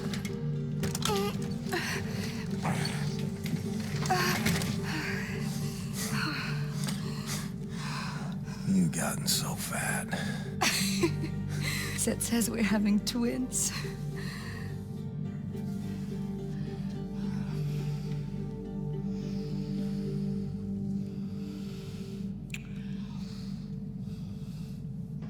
Not now, kinderlijk. Ik wil survive, you'll have enough time for schmoezerij. Now, let's get you outside. Onto the deck. Onto the deck. Hold on, William.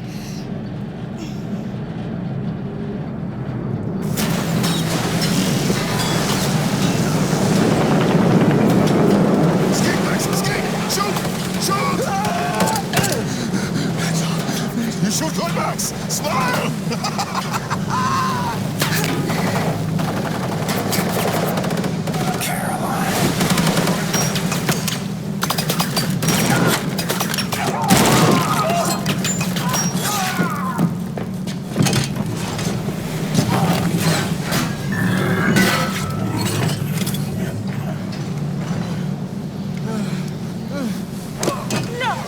Böser Junge mit einer Waffe? Loslassen! Loslassen! Sigrun, warum atmest du so schwer? Ich weiß nicht, Mutter. Ah, das weißt du nicht? Nieder! Abführen zum Verhör! Ja, Mutter. Du hast die vereinbarten Leibesübungen nicht gemacht und deine Diät nicht eingehalten. Vergib mir, Mutter. Ich habe gestern ein kleines Stück Kuchen gegessen, nur ein ganz kleines... Du dumme Kuh! Du bist eine Schande für deine Rasse! Und für deine Familie! Was werden die Leute sagen, wenn du in eine Klinik für Fettsüchtige kommst? Die Generalstochter! Was für eine Schande! Los! Warte herhalten!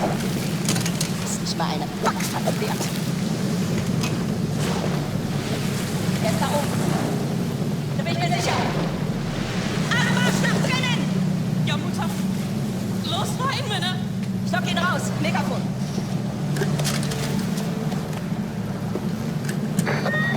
I'm addressing the terrorist and murderer, William Joseph Blazkowicz, also known as Terrorman. I'm willing to spare the life of everyone in your vessel if you surrender. The doors are open. Come alone.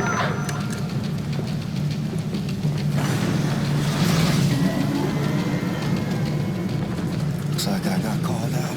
Don't go in there, William. They have our people. She trapped our vessel, Anishka. What can we do? You're right here. We'll have to somehow release our U-boat once you're up there. I can't lose you. You're weak, William. You're in no shape to fight. I'll find a way.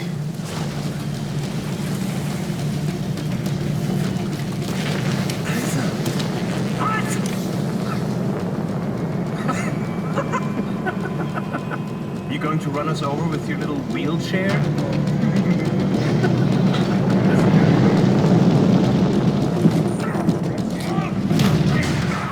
Niederhalten! Da ist er ja. Gut. Runter mit der Rüstung.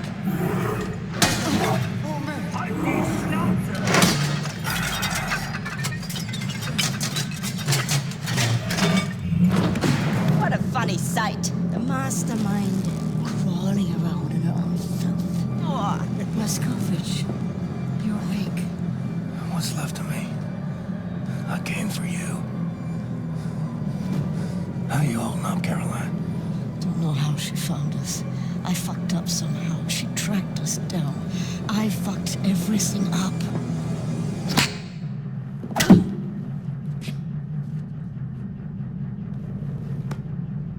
You think you're a hero, William Joseph Blazkowicz?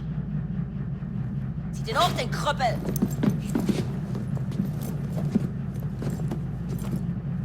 Let me tell you, you're not.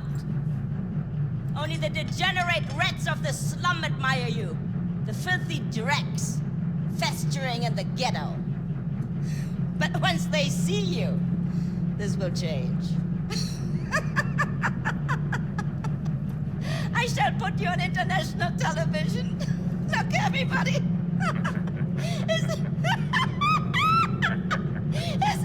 Is this how a hero looks like? A crippled wretch of a man peeing in a tube! Everyone will see what a useless joke you are. Loslass! Danke schön. Oh. Zieh sie am Kragen hoch.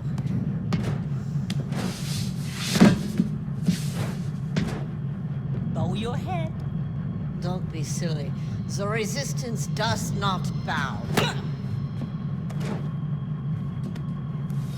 Mutter! Sigun! Sei still! Ich arbeite! Ich dachte, du würdest sie freilassen. Aber das tue ich doch. Ich befreie ihren Kopf von ihren Schultern. Aber du hast gesagt, dass du sie hast gesagt! Du machst deine Leibesübung und du verzichtest auf den Zucker! Und was haben meine Männer in deinem Zimmer gefunden, als sie durchsucht haben? Schokolade, Kekse, Limonade, Bonbons. Ganz abzusehen von den kranken Sachen, die du in dein Tagebuch geschrieben hast. Du willst sie befreien? Gut. Nimm! Nimm! Mach schon.